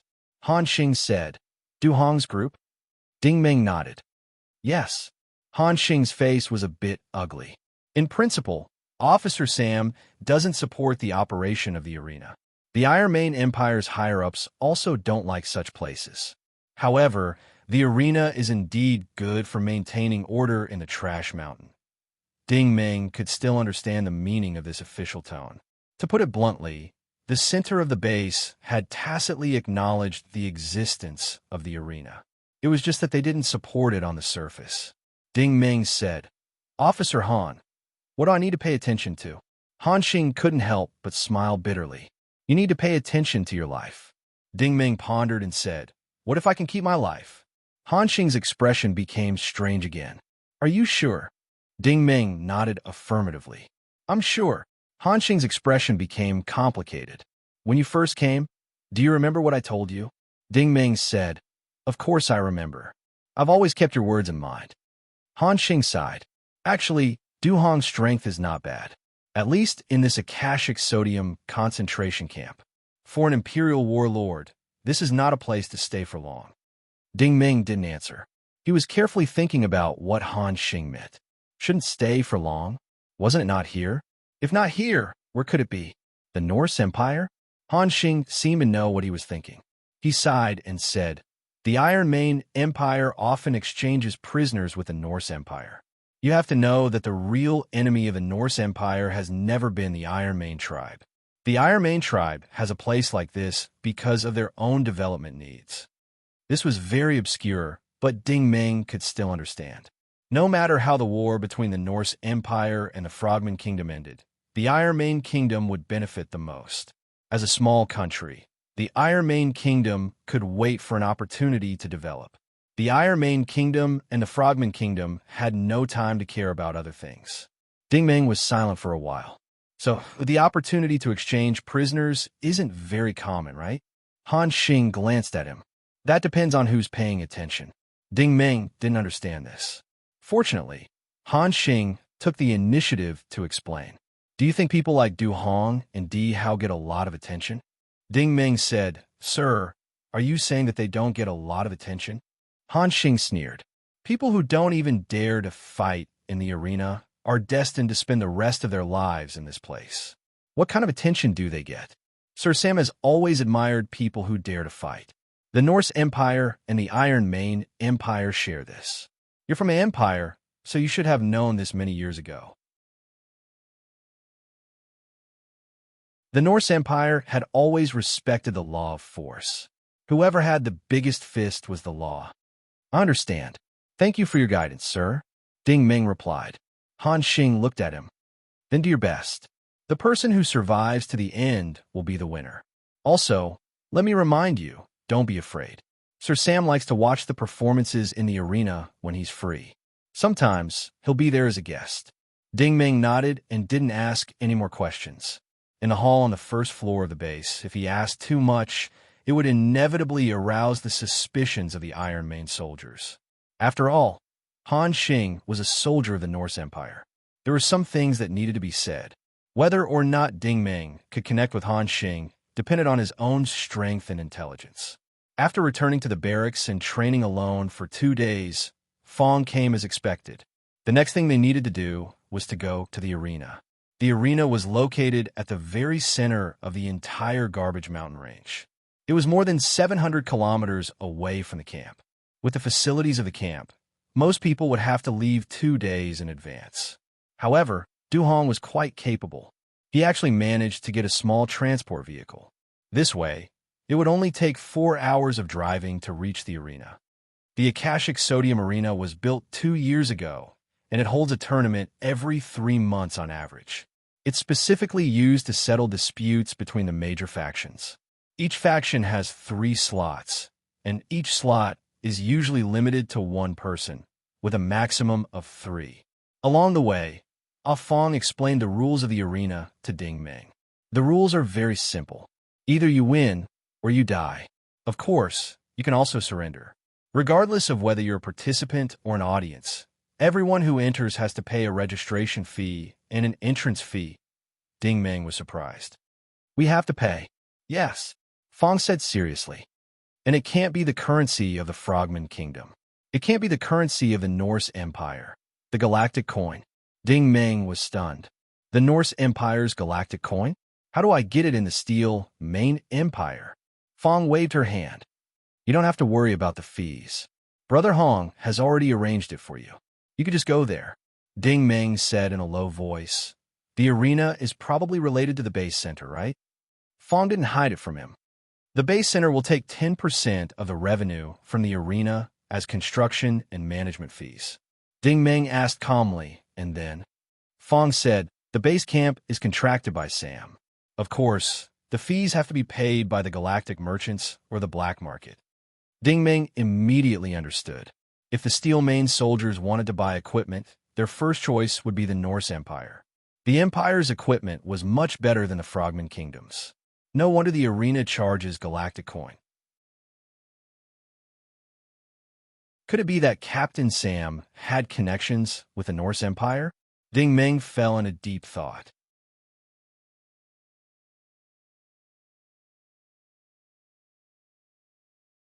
Chapter 564. In Ding Meng's mind, whether it was in the Norse Empire or the God Wars galaxy, the arena should be similar to the ring or training hall of a dojo. Once both parties stood on the ring, someone would surrender or be kicked out of the ring. However, this arena buried in the depths of the Akashic Sodium Garbage Mountain completely refreshed Ding Meng's understanding of arenas. This was a medium-sized carrier ship buried under the Garbage Mountain, but the interior of the starship had been completely hollowed out. To be precise, it was a shell, but the shell was so big that it was built in the style of a football field. In the center was a field with an area of more than 30,000 square meters. The ground was made of superalloy. Surrounding the entire arena was a huge spectator area. The spectator area was divided into many areas. First was the ground area, which was similar to a real football field. Only the leaders of the major factions could sit in this area. Next was the back area and the spectator area in the sky. These were all individual seats. On the top floor, there was a special VIP spectator area. These rooms surrounded the entire starship, and they were all made of crystal glass. The inside of these rooms could clearly overlook the entire arena, but the outside world could not see inside. Countless spotlights shone down from the ceiling.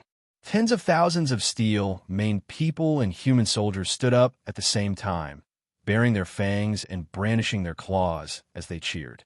This place was like a combination of an underground boxing club and a nightclub. Ding Meng spread out his telekinesis vision and found that many people were holding bottles of wine and various kinds of food. There were also beautiful waitresses walking through the crowd. Of course, Ding Meng could not appreciate the Steel Mane beauties. They were not much different from the Steel Mane men. The arena, which could hold 150,000 people, was now filled to the brim. It didn't seem like a tournament, but more like a nightclub party. There's even wine here. Ding Meng's eyes widened. Fong said, there's everything here, but you need money to buy it. It's very expensive. What's the difference between this and a nightclub? Ding Meng was dumbfounded. Many of the facilities here are better than a nightclub. Fong sighed. This is a nightclub. As long as you have money, you can do whatever you want. As she said this, she noticed that Ding Meng's gaze was fixed on the seat representing Zone T30. Du Hong was sitting in the front row, chatting happily with a slender woman in a cheongsam. Fong could not help but glance at Ding Meng. As long as you can pay a high enough price, that woman can also follow you back to the barracks to sleep with you. She obviously misunderstood. Ding Meng scanned the entire place with his telekinesis. After a while, he smiled and said, this place is interesting. It was more than just a little interesting. Ding Meng had never imagined that there would be such a luxurious treasury under the barren concentration camp. Everything here costs money. Fong explained patiently. You need money to enter, you need money to spend, you need money to participate in competitions, and you need money to bet. With Fong's explanation, Ding Meng quickly understood. The biggest entertainment in the arena was betting. Everyone could gamble, from Captain Sam to the laborers. The arena would set up bets to bet on the outcome of the contestants on stage. In addition, every competition had a corresponding ranking system and reward system. The amount of bets will be decided based on the strength of the contestants and the difficulty of the competition chosen by the contestants. This prize pool was not to be underestimated, because those who won the bet could also exchange their star coins for various items at the center of the base. If they were lucky, they could become rich overnight, and They would not have to worry about food and clothing for the next few months. They could lie in the camp and sleep with beautiful women in their arms. Ding Meng began to understand why Sam and the others had built this luxurious arena. This was something that Black Gold Base could not compare to. The laborers in Black Gold Base were always in a state of despair, but this place was different. After working hard for 3 months, the laborers who had saved up some money could come here to vent their desires. With all kinds of desires, they would be motivated to go mining again and would not go crazy or have problems from holding back. Moreover, the cost of living here must be frighteningly high, and the laborer's income would be taken away by Sam and the other managers. While he was thinking, Ah Fong led Ding Meng to the front row of the T30 area. When Du Hong saw Ding Meng, he was very happy. "Brother Ding, do you want something to drink?" Ding Meng noticed that Du Hong was holding a platinum beer box in his hand. This guy was not even drinking ordinary beer. He really knew how to enjoy himself. "How much for a box of this?" Ding Meng asked calmly. Du Hong laughed heartily. "Only 5-star coins, not expensive. Brother Ding, do you want some? It's all on me." Damn, this was not expensive? In the Norse Empire, 5-star coins was about the monthly expenses of an ordinary family. In the end, 5-star coins could only be exchanged for a box of beer here. This world was big, and there were all kinds of strange things. "Forget it. If I have to go on stage later, drinking this thing won't be a good thing." Ding Meng politely declined. "That's true," Du Hong agreed. Although origin ability users were completely immune to alcohol, if they drank without circulating their origin ability, their reaction would definitely not be as good as normal. There was no host in the arena, so the scene was simple and crude. Immediately, someone went up to the stage. This was definitely a contestant sent by a certain faction. Ding Meng glanced around. He had no interest in watching the battle. This kind of battle between war venerables was like child's play in his eyes. In other words, it was like watching a movie in slow motion. He might as well not watch it. Ding Meng's telekinesis focused on scanning the VIP area. He had long since noticed that in a VIP room on the top floor in the north, Sam and another blue-haired man with a steel mane were sitting side by side on a luxurious sofa. The two seemed to be discussing something, while Han Xing stood behind Sam with his hands behind his back. His expression was very respectful. Obviously, this man with a steel mane was also an elite. Moreover, his hair was longer than Sam's, proving that his strength and status were not below Sam's. Sam's visitor? This thought suddenly appeared in Ding Meng's mind. Unfortunately, his strength had not fully recovered. Plus, with the soundproofing effect of the crystal glass, his telekinesis vision could not hear what they were talking about. Moreover, the man with the steel mane was speaking ventriloquism. There was no need to lip-read at all. "Lien Luo, you really know how to choose the time. Every time you go out, you pick this time to come." In the VIP room, Sam looked at the blue-haired man with a deep meaning. Lien Luo laughed. "Sam, I've been to a lot of places. In the end, I realize that your arena is still the most fun. There are all kinds of tricks." Sam also laughed. "I learned it from those human monkeys in the Norse Empire." Lien Luo said, "Do you have any good seedlings to recommend in these 3 months?" Sam immediately turned his head to look at Han Xing. Han Xing shook his head slightly. Only then did Sam sigh. "Lien Luo, if you keep doing this, you're going to poach almost all the people here." Lien Luo laughed. "How many people do you have in this treasure mountain of yours?" "It's in the tens of thousands. If I take a few people away, you won't lose anything." Sam shook his head and said, "How can I compare to you? Sooner or later, my garbage mountain will be finished. Every time you go out, you find new resources. I have 200,000 mouths here, and they all need to eat and drink. How can we compare?" Lien Luo laughed. "Forget it. I said I can't beat you. Are you interested in playing today?" Sam had a strange smile on his face. "I've been waiting for you to say that." While the two of them were chatting, the arena below was abnormally lively. There was an endless stream of people going up the arena, and there was also an endless stream of people surrendering and admitting defeat. Du Hong and the others were watching with great interest, while Ding Meng was extremely bored. If she had known earlier, she would have brought Little White along. She reckoned that Little White had not seen this place before. At this moment, the light in the arena suddenly dimmed. The cheers from the audience suddenly became louder. Ding Meng was curious. What's going on? Ah Fong suddenly became excited. The warm-ups are about done. The competition is about to be upgraded. As soon as she finished speaking, there was a rumbling sound in the center of the arena. The steel plates on the ground suddenly cracked and began to assemble themselves. In the blink of an eye, a small arena rose. The arena was only 300 to 400 square meters. The fighting range was much smaller on this arena. The space for moving was also compressed. This was undoubtedly very disadvantageous for the light speed system. At this moment, a burly man flew up from the spectator area. He somersaulted a few times in the air and then landed steadily on the arena. The audience immediately cheered. Ding Meng narrowed his eyes. Who is this guy? Ah Fong explained, he's from T-59. His nickname is Hammer Mountain. He's very strong. As soon as Hammer Mountain went up, someone from the southern spectator area also went up. However, the person who went up was a skinny little old man. Looking at his malnourished body, it seemed like a gust of wind could blow him away. The audience immediately roared with laughter. Ding Meng frowned. Who is this guy? Ah Fong was puzzled this time. A new face. I haven't seen him before. Actually, this was very normal. After all, there were 200,000 people in the concentration camp, and there were only 80,000 human soldiers. With 80,000 people evenly spread out in the garbage mountain, who could recognize all of them? Du Hong said, what are the odds now? Tong Yao said, Hammer Mountain is 1-to-1. 5. That little old man is 1-to-7. The starting bet is 1 star coin. There's no upper limit. Du Hong smiled. Let's throw in 100 star coins to play. Ah Fong hesitated. Are we betting on Hammer Mountain? Du Hong smiled and nodded. Ding Meng said in a low voice, Congratulations, your 100 star coins are gone. Du Hong turned his head and looked surprised. Brother Ding, do you have an opinion? This Hammer Mountain rarely loses. Last time, he won 8 matches in a row.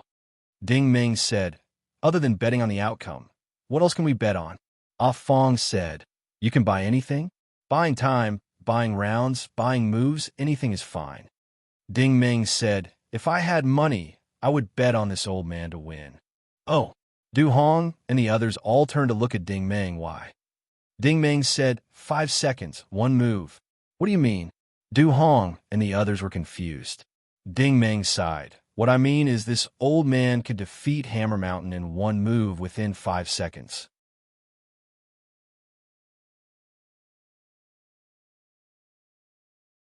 Chapter 565. Facing Ding Meng's confidence, Ah Fong and Tong Yao could not help but laugh. Du Hong also smiled lightly and did not reply. Although this mountain hammer did not have the strength of a peak war elder, his actual combat experience was quite rich, and he was extremely durable. In the past, he had won so many consecutive matches, and almost 99% of the people in the audience had bet on Mountain Hammer winning. In the face of absolute strength, any actual combat experience is useless. Ding Meng muttered to himself, but unfortunately, no one heard him. In the corner of the arena, Shan Shui stretched his finger joints with a contemptuous smile on his face. The little old man walked up to the arena at a leisurely pace. Old man, you have to know that this is the arena. Shan Shui reminded. I know, cough, cough. The little old man coughed as he walked, looking very weak. Shan Shui laughed even more disdainfully. I advise you to go down yourself, lest others say that I have an unfair advantage. The little old man did not care. He slowly walked to the center of the arena and stopped. At this time, a giant screen rose up in the sky and began to display the countdown. T-59 VSD 120, 10, 9, 8, 7. So this old man was from the T-120 area. Only then did Du Hong and the others react. Seeing that the countdown was about to end, the entire audience roared in unison, Kill! Kill! Kill! At this time, the sound was so loud that it was impossible to hear. Shan Shui did not intend to say anything else. Any words would be superfluous now. He secretly channeled his origin energy and shot out like an arrow. His momentum was quite shocking. In the eyes of the audience, Shan Shui was really like a war hammer flying straight out. Anyone who took this hammer would either die or be crippled. However, for some reason, it was clearly Shan Shui's fist that hit the little old man's face, but the little old man raised his hand and lightly slapped Shan Shui's face. Shan Shui's huge body immediately flew backwards, directly flying out of the arena and landing heavily on the steel plate.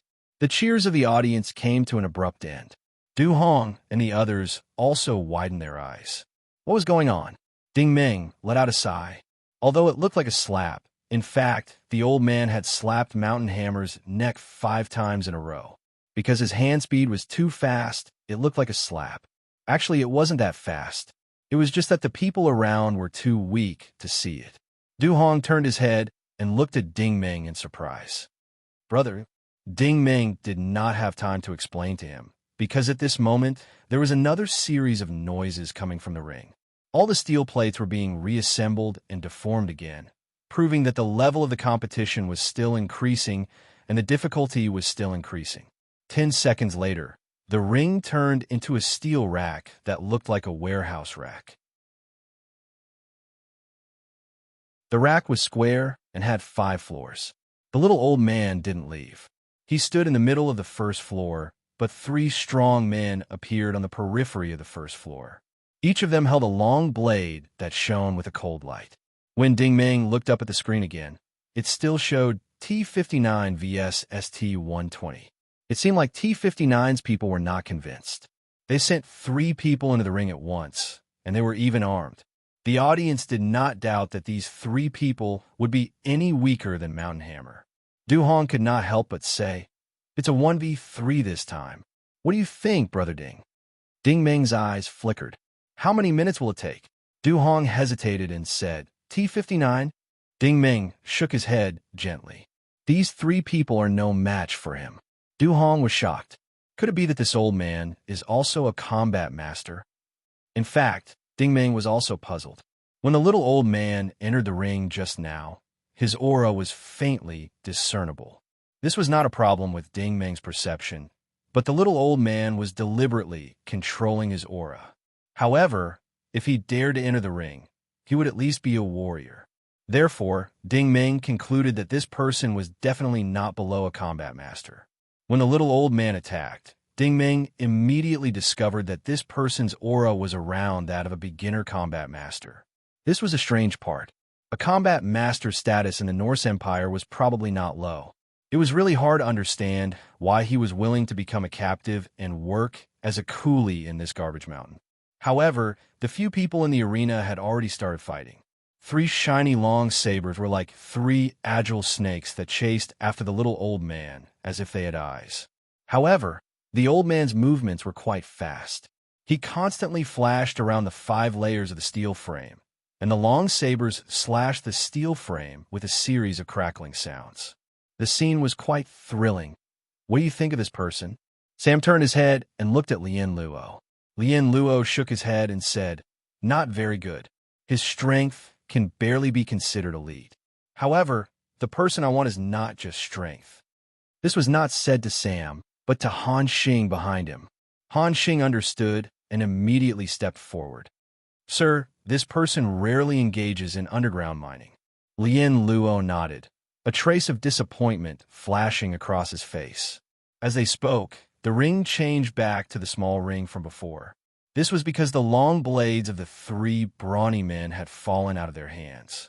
The 3 of them fell onto the steel plate on the ground. Ding Meng made another prophecy. Sure enough, T-59's men were taken care of in 5 minutes. Du Hong was completely convinced this time. "Brother, your guess is really accurate." Ding Meng smiled. "These are all shrimps. The really strong ones haven't even entered the ring yet."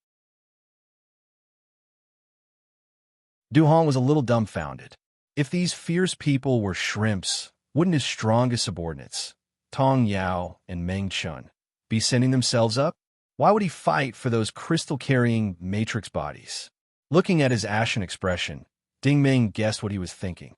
At this time, the little old man had already left the ring.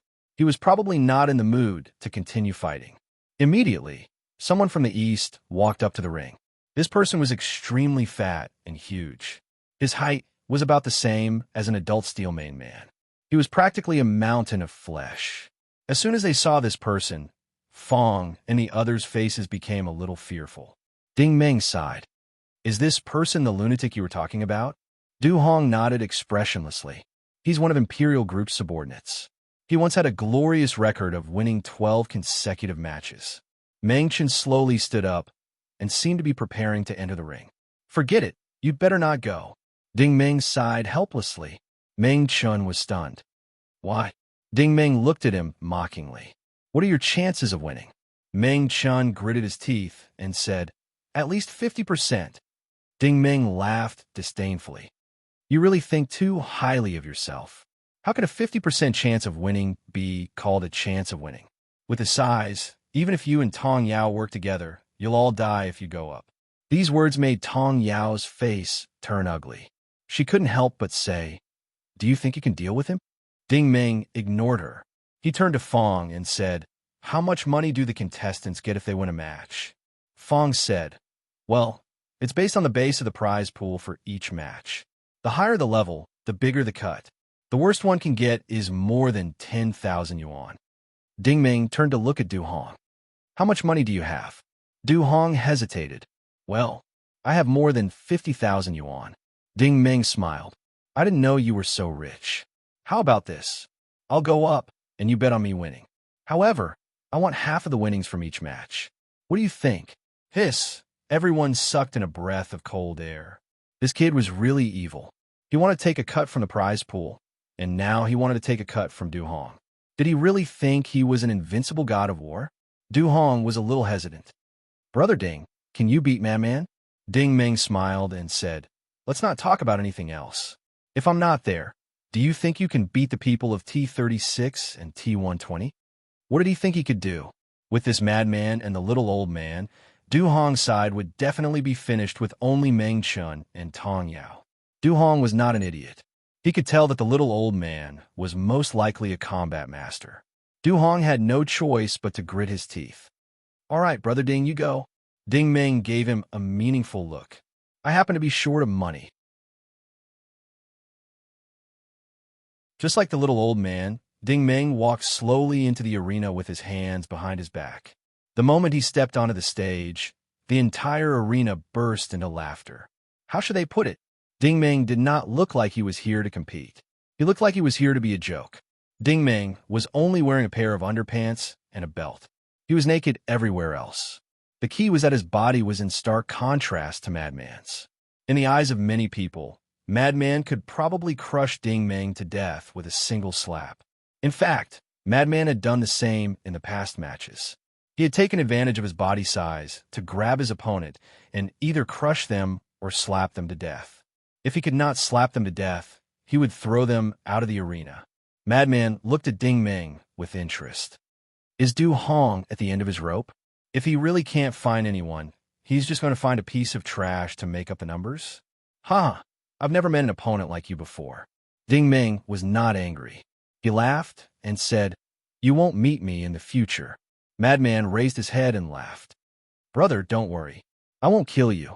At most, I'll let you lie in bed for half a year. Ding Meng smiled and said, I'm looking forward to it. I haven't been in bed for a long time. Madman sneered. The ignorant are fearless. You're still so stubborn even when you're about to die. Ding Meng was still laughing. Yes, this arena is for fighting, but you've turned it into a battle of words. You're courting death. The madman's expression changed, and he charged forward. His huge body was like a drilling machine as he crashed into the arena. The entire arena was shaking. In the eyes of most of the audience, Ding Meng would definitely die in the next second. He would either be grabbed or crushed to death. But the reality was completely different. When Madman, a mountain of flesh, came up, he did slap Ding Meng. But Ding Meng was very agile. He suddenly bent down and rolled on the ground. He miraculously rolled under Madman's palm. Madman seemed to have used too much strength. His palm missed, and he lost his balance. He fell down like a hungry dog. After falling down, He lay motionless on the ground. Huh? What's going on? Not only was the audience surprised, Du Hong was also surprised. How could he be injured after falling down? This shouldn't be. Ding Meng got up and laughed. This guy didn't eat. He has no strength.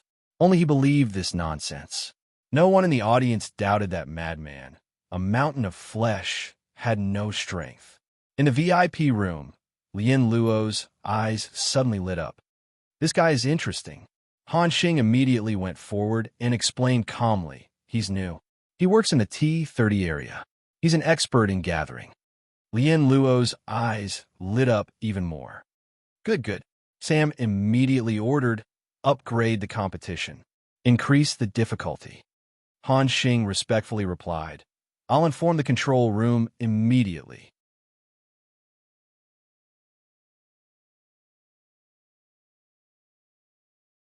Chapter 566. Madman lay on the ground and did not get up again. In the end, he was dragged down by 2 steel mane warriors. Of course, Madman was not dead. After being dragged back to the T36 viewing area, the people from Luxury Emperor were shocked to find that Madman had multiple fractures all over his body. What's going on? Luxury Emperor was horrified. It was normal that he did not know what was going on. Only the masters in the audience could see that Ding Meng had used both his hands and legs to attack Madman's 7 vital points. Ordinary people could not even see his movements clearly. This madman, who was regarded as a thorn in Du Hong's side, could not even survive 1 hit from Ding Meng. In the end, it was because Ding Meng was too strong. At this time, the entire arena changed. With the center of the arena as the center, multiple probes appeared in all directions. These probes emitted pure, white energy beams that were as thin as steel wires. They completely sealed off the entire arena. It was like a steel wire net that covered the entire arena, except that the steel wires had turned into lasers. Brother Ding, be careful. It's upgraded to hardcore mode. Du Hong exclaimed. In fact, Ding Meng had already noticed these hidden things when he entered the arena. He also vaguely guessed that this would happen sooner or later. As soon as these lasers were created, the contestants would have to fight to the death. This was because no matter who accidentally bumped into the lasers, they would either be cut or burned. It was impossible for them to fall out of the arena. The subtitles on the screen finally changed. T30 VSD 80. A gap automatically opened in the lasers. Someone immediately entered the arena through the gap. After entering, the lasers returned to normal. This time, the person who entered the arena caused a tsunami of screams from the audience. Most of them were from the Steel Mane Warriors. This was because the person who entered the arena was a Steel Mane Warrior with a warhammer. This person was more than 3 meters tall and had dark blue hair. Unfortunately, his left arm was broken at the shoulder. Du Hong and the others looked at each other with horror in their eyes. This person from the T80 area was probably not the original intention of the T80 organization. He might be someone from the management. Ding Meng did not underestimate this Steel Mane Warrior. To be precise, this person was a Steel Mane Elder, and his hair was proof of that. However, a broken arm was equivalent to losing half of his combat power. Even so, he still could not be underestimated. In the Norse Empire standards, a Steel Mane Warrior was equivalent to an Origin Warrior. The strength of an elite warrior was between a War Elder and a beginner warrior. An Elder Warrior was between a mid-level warrior and a mid-level warrior. A Warlord was almost always a Warlord. Only a Warlord was qualified to be a Warlord. After the Steel Mane Elder appeared, he didn't waste any time. First, he raised his war hammer and howled at the sky. His voice was manic, and his aura was oppressive. Ding Meng suddenly felt a fierce aura coming towards him. This was the unique fighting style of the Steel Mane race. It was similar to the Viking battle cry of the human world. When the Steel Mane warriors gathered together and roared, many weak human soldiers would be scared out of their wits just by hearing this barbaric battle cry. When the Elder roared, all the Steel Mane warriors roared as well. Du Hong and the other humans' ears were buzzing, and they could not help but feel a little dizzy. This was Ding Meng's first time fighting against a Steel Mane warrior. After the Elder roared, he raised his hand decisively. The warhammer that was almost 2 meters long flew toward Ding Meng like a missile. Ding Meng was not in a hurry. He dodged to the side. At this time, the elder moved. He ran toward Ding Meng like a war chariot. His footsteps were many times stronger than lunatics. It felt like the arena was going to collapse. The warhammer did not hit Ding Meng. Instead, it hit the splitting net. Strangely, the warhammer was not burned by the laser. Instead, the splitting net emitted a large amount of energy sparks. Then, the warhammer actually bounced back. The elder, who was running halfway, reached out his hand to catch it and smashed it down. With a muffled boom, the warhammer hit the steel plate on the ground. A ring of air wave was visible to the naked eye. Ding Meng retreated along with the air wave. At this time, something incredible happened. After the elder's 2 strikes missed, the dark blue hair on his chest suddenly grew 4 to 5 meters long. It wrapped around Ding Meng like 2 bundles of rope and tied Ding Meng up. This was the magical effect of the steel mane warrior's hair.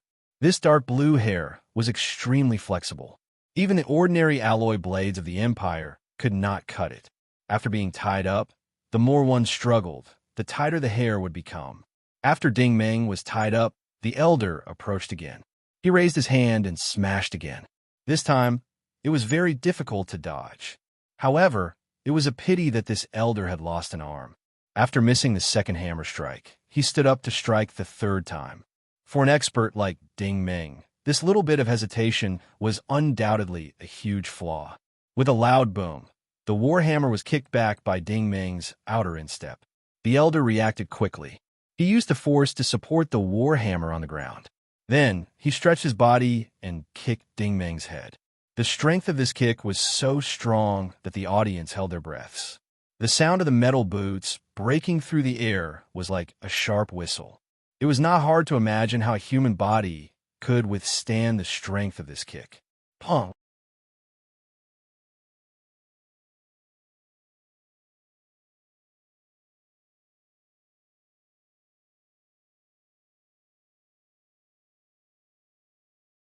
Chapter 567. When Viper, Song Lu, and Old Ku appeared, Ding Meng also felt a headache coming on. It was not that he was afraid of these 3 people, but the current situation was very awkward.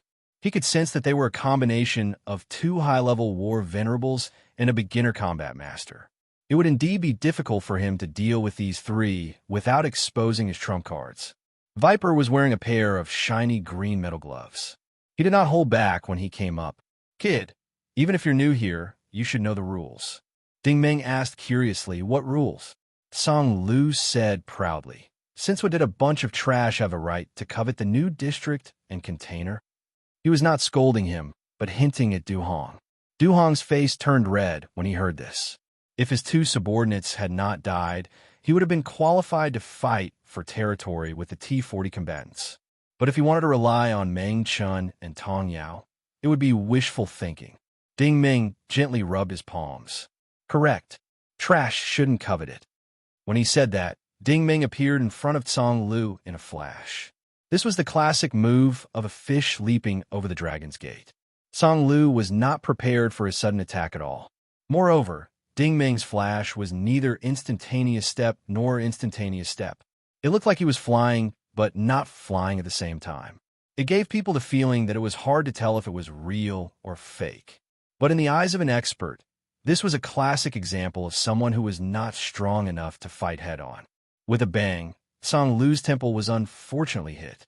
This hand chop was executed with explosive force and knocked Song Lu unconscious. When Viper saw Song Lu's tall body fall limply to the ground, he was shocked. "Cripple him!" While he was shouting, the one who made the move was Old Ku, who was beside him. This huge man, who was more than 2 meters tall, was unusually agile. As soon as Ding Meng landed on the ground, Old Ku's iron fist came crashing down. His fist was covered in a pale yellow, translucent coating. Ding Meng's main attention was on Old Ku. As soon as the 3 of them entered the arena, Ding Meng immediately sensed that Old Ku was a hard-body combat master, while the other 2 were light-speed war venerables. In comparison, Song Lu's aura was a little weaker. so Ding Meng decided to steal the weakest one first. Old Ku was not weak at all. His fist was caught by Ding Meng's palm as soon as it was thrown out. Then, there was a series of explosive sounds in the ring. Old Ku advanced step by step, steadily and surely, and his pair of iron fists bombarded Ding Meng. In fact, those who paid attention could see that Old Ku was using the beginner martial arts technique of the Nuashing Empire's major academies, the Bright Fist. This was the most basic fist technique, and every move was methodical.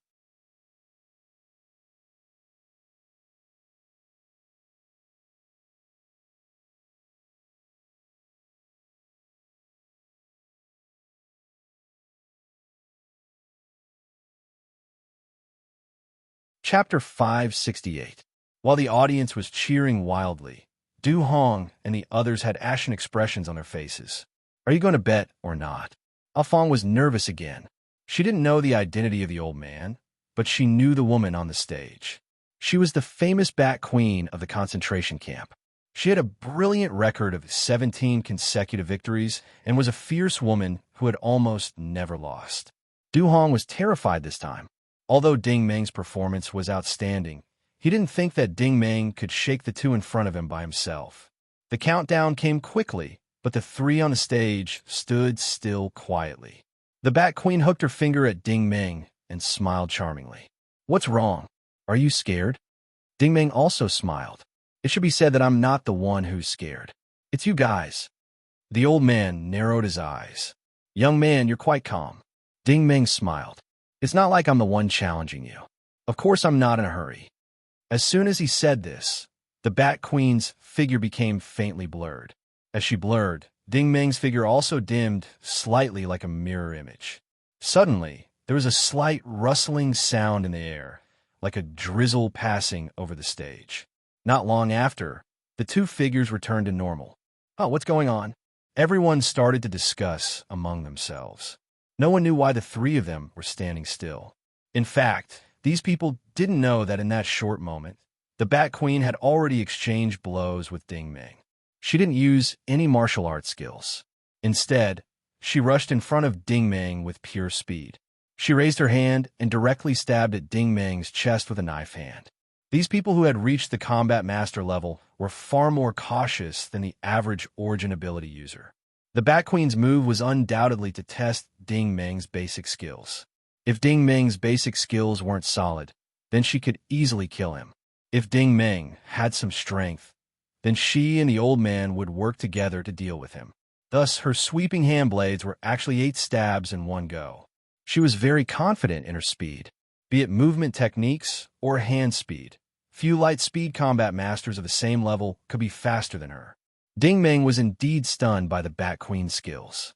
Her hand chop was fast and steep, and the angle was very tricky. It felt like a poisonous snake, stabbing him 8 or 9 times in an instant. Each stab was aimed at his heart, eyes, throat, and other vital points. The style leaned towards the insidious type. However, after the Bat Queen stopped attacking, the charming smile on her face disappeared and was replaced by a dignified expression. She had indeed attacked 8 times in a row, and each of her attacks was exquisite. However, she couldn't even take a single hit from Ding Meng's pants. Moreover, Ding Meng had used almost the exact same movement technique as her dodge.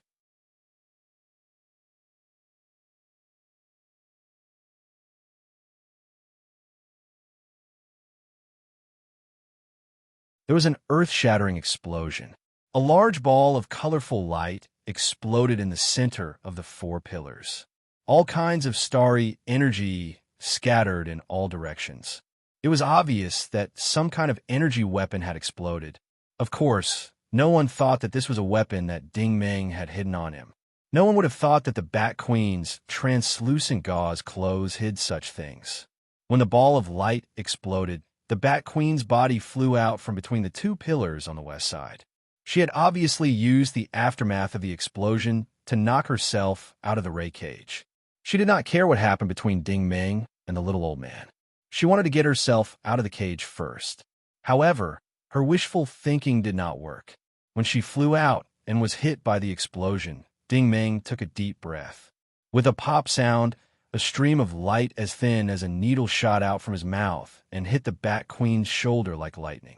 It turned out that the sharp blade that the little old man threw at him had been bitten by Ding Meng's teeth. Now he spat out, "How do you want to hit me? I'll hit you back." On the other side, seeing that the multi-sided net was about to close in, Ding Meng used a move similar to a barb to kick the little old man who was falling from the sky. At the same time, she used a shoulder throw to carry the old man out of the air. Then, the net of rays closed completely, turning into a big, colorful light spot. The whole battle took less than 10 seconds. The audience had no idea what was going on inside. When the ball of light dissipated and the rays disappeared completely, the ring finally returned to normal. However, the audience was dead silent. The Bat Queen was standing, but her posture was very strange. Her left arm was hanging diagonally, and a dagger as thin as a piece of paper had completely penetrated her shoulder joint. It was her own dagger. In the end, she did not hurt Ding Meng, but her own arm was crippled. Meanwhile, the old man was curled up on the ground. His back had been burned to a bloody pulp. Clearly, Ding Meng had thrown him onto the splitting net and had severely injured him. Ding Meng was still standing in the middle of the pillar. His expression did not change much, but his breathing was a little rapid. Now, anyone could see that the Bat Queen and the little old man were about to lose. If they continued to fight, their lives would be in danger. At this time, 2 more gaps appeared in the splitting net. 4 steel mane warriors entered and quickly pulled the 2 out of the ring. Ouch! The human soldiers in the audience cheered again. It was obvious that everyone was dissatisfied with the way the management protected the weak. When the soldiers of the Empire fought, the management would not stop until one of them was dead. However, when one of their people was slightly injured, the management immediately called them back. What was the meaning of this?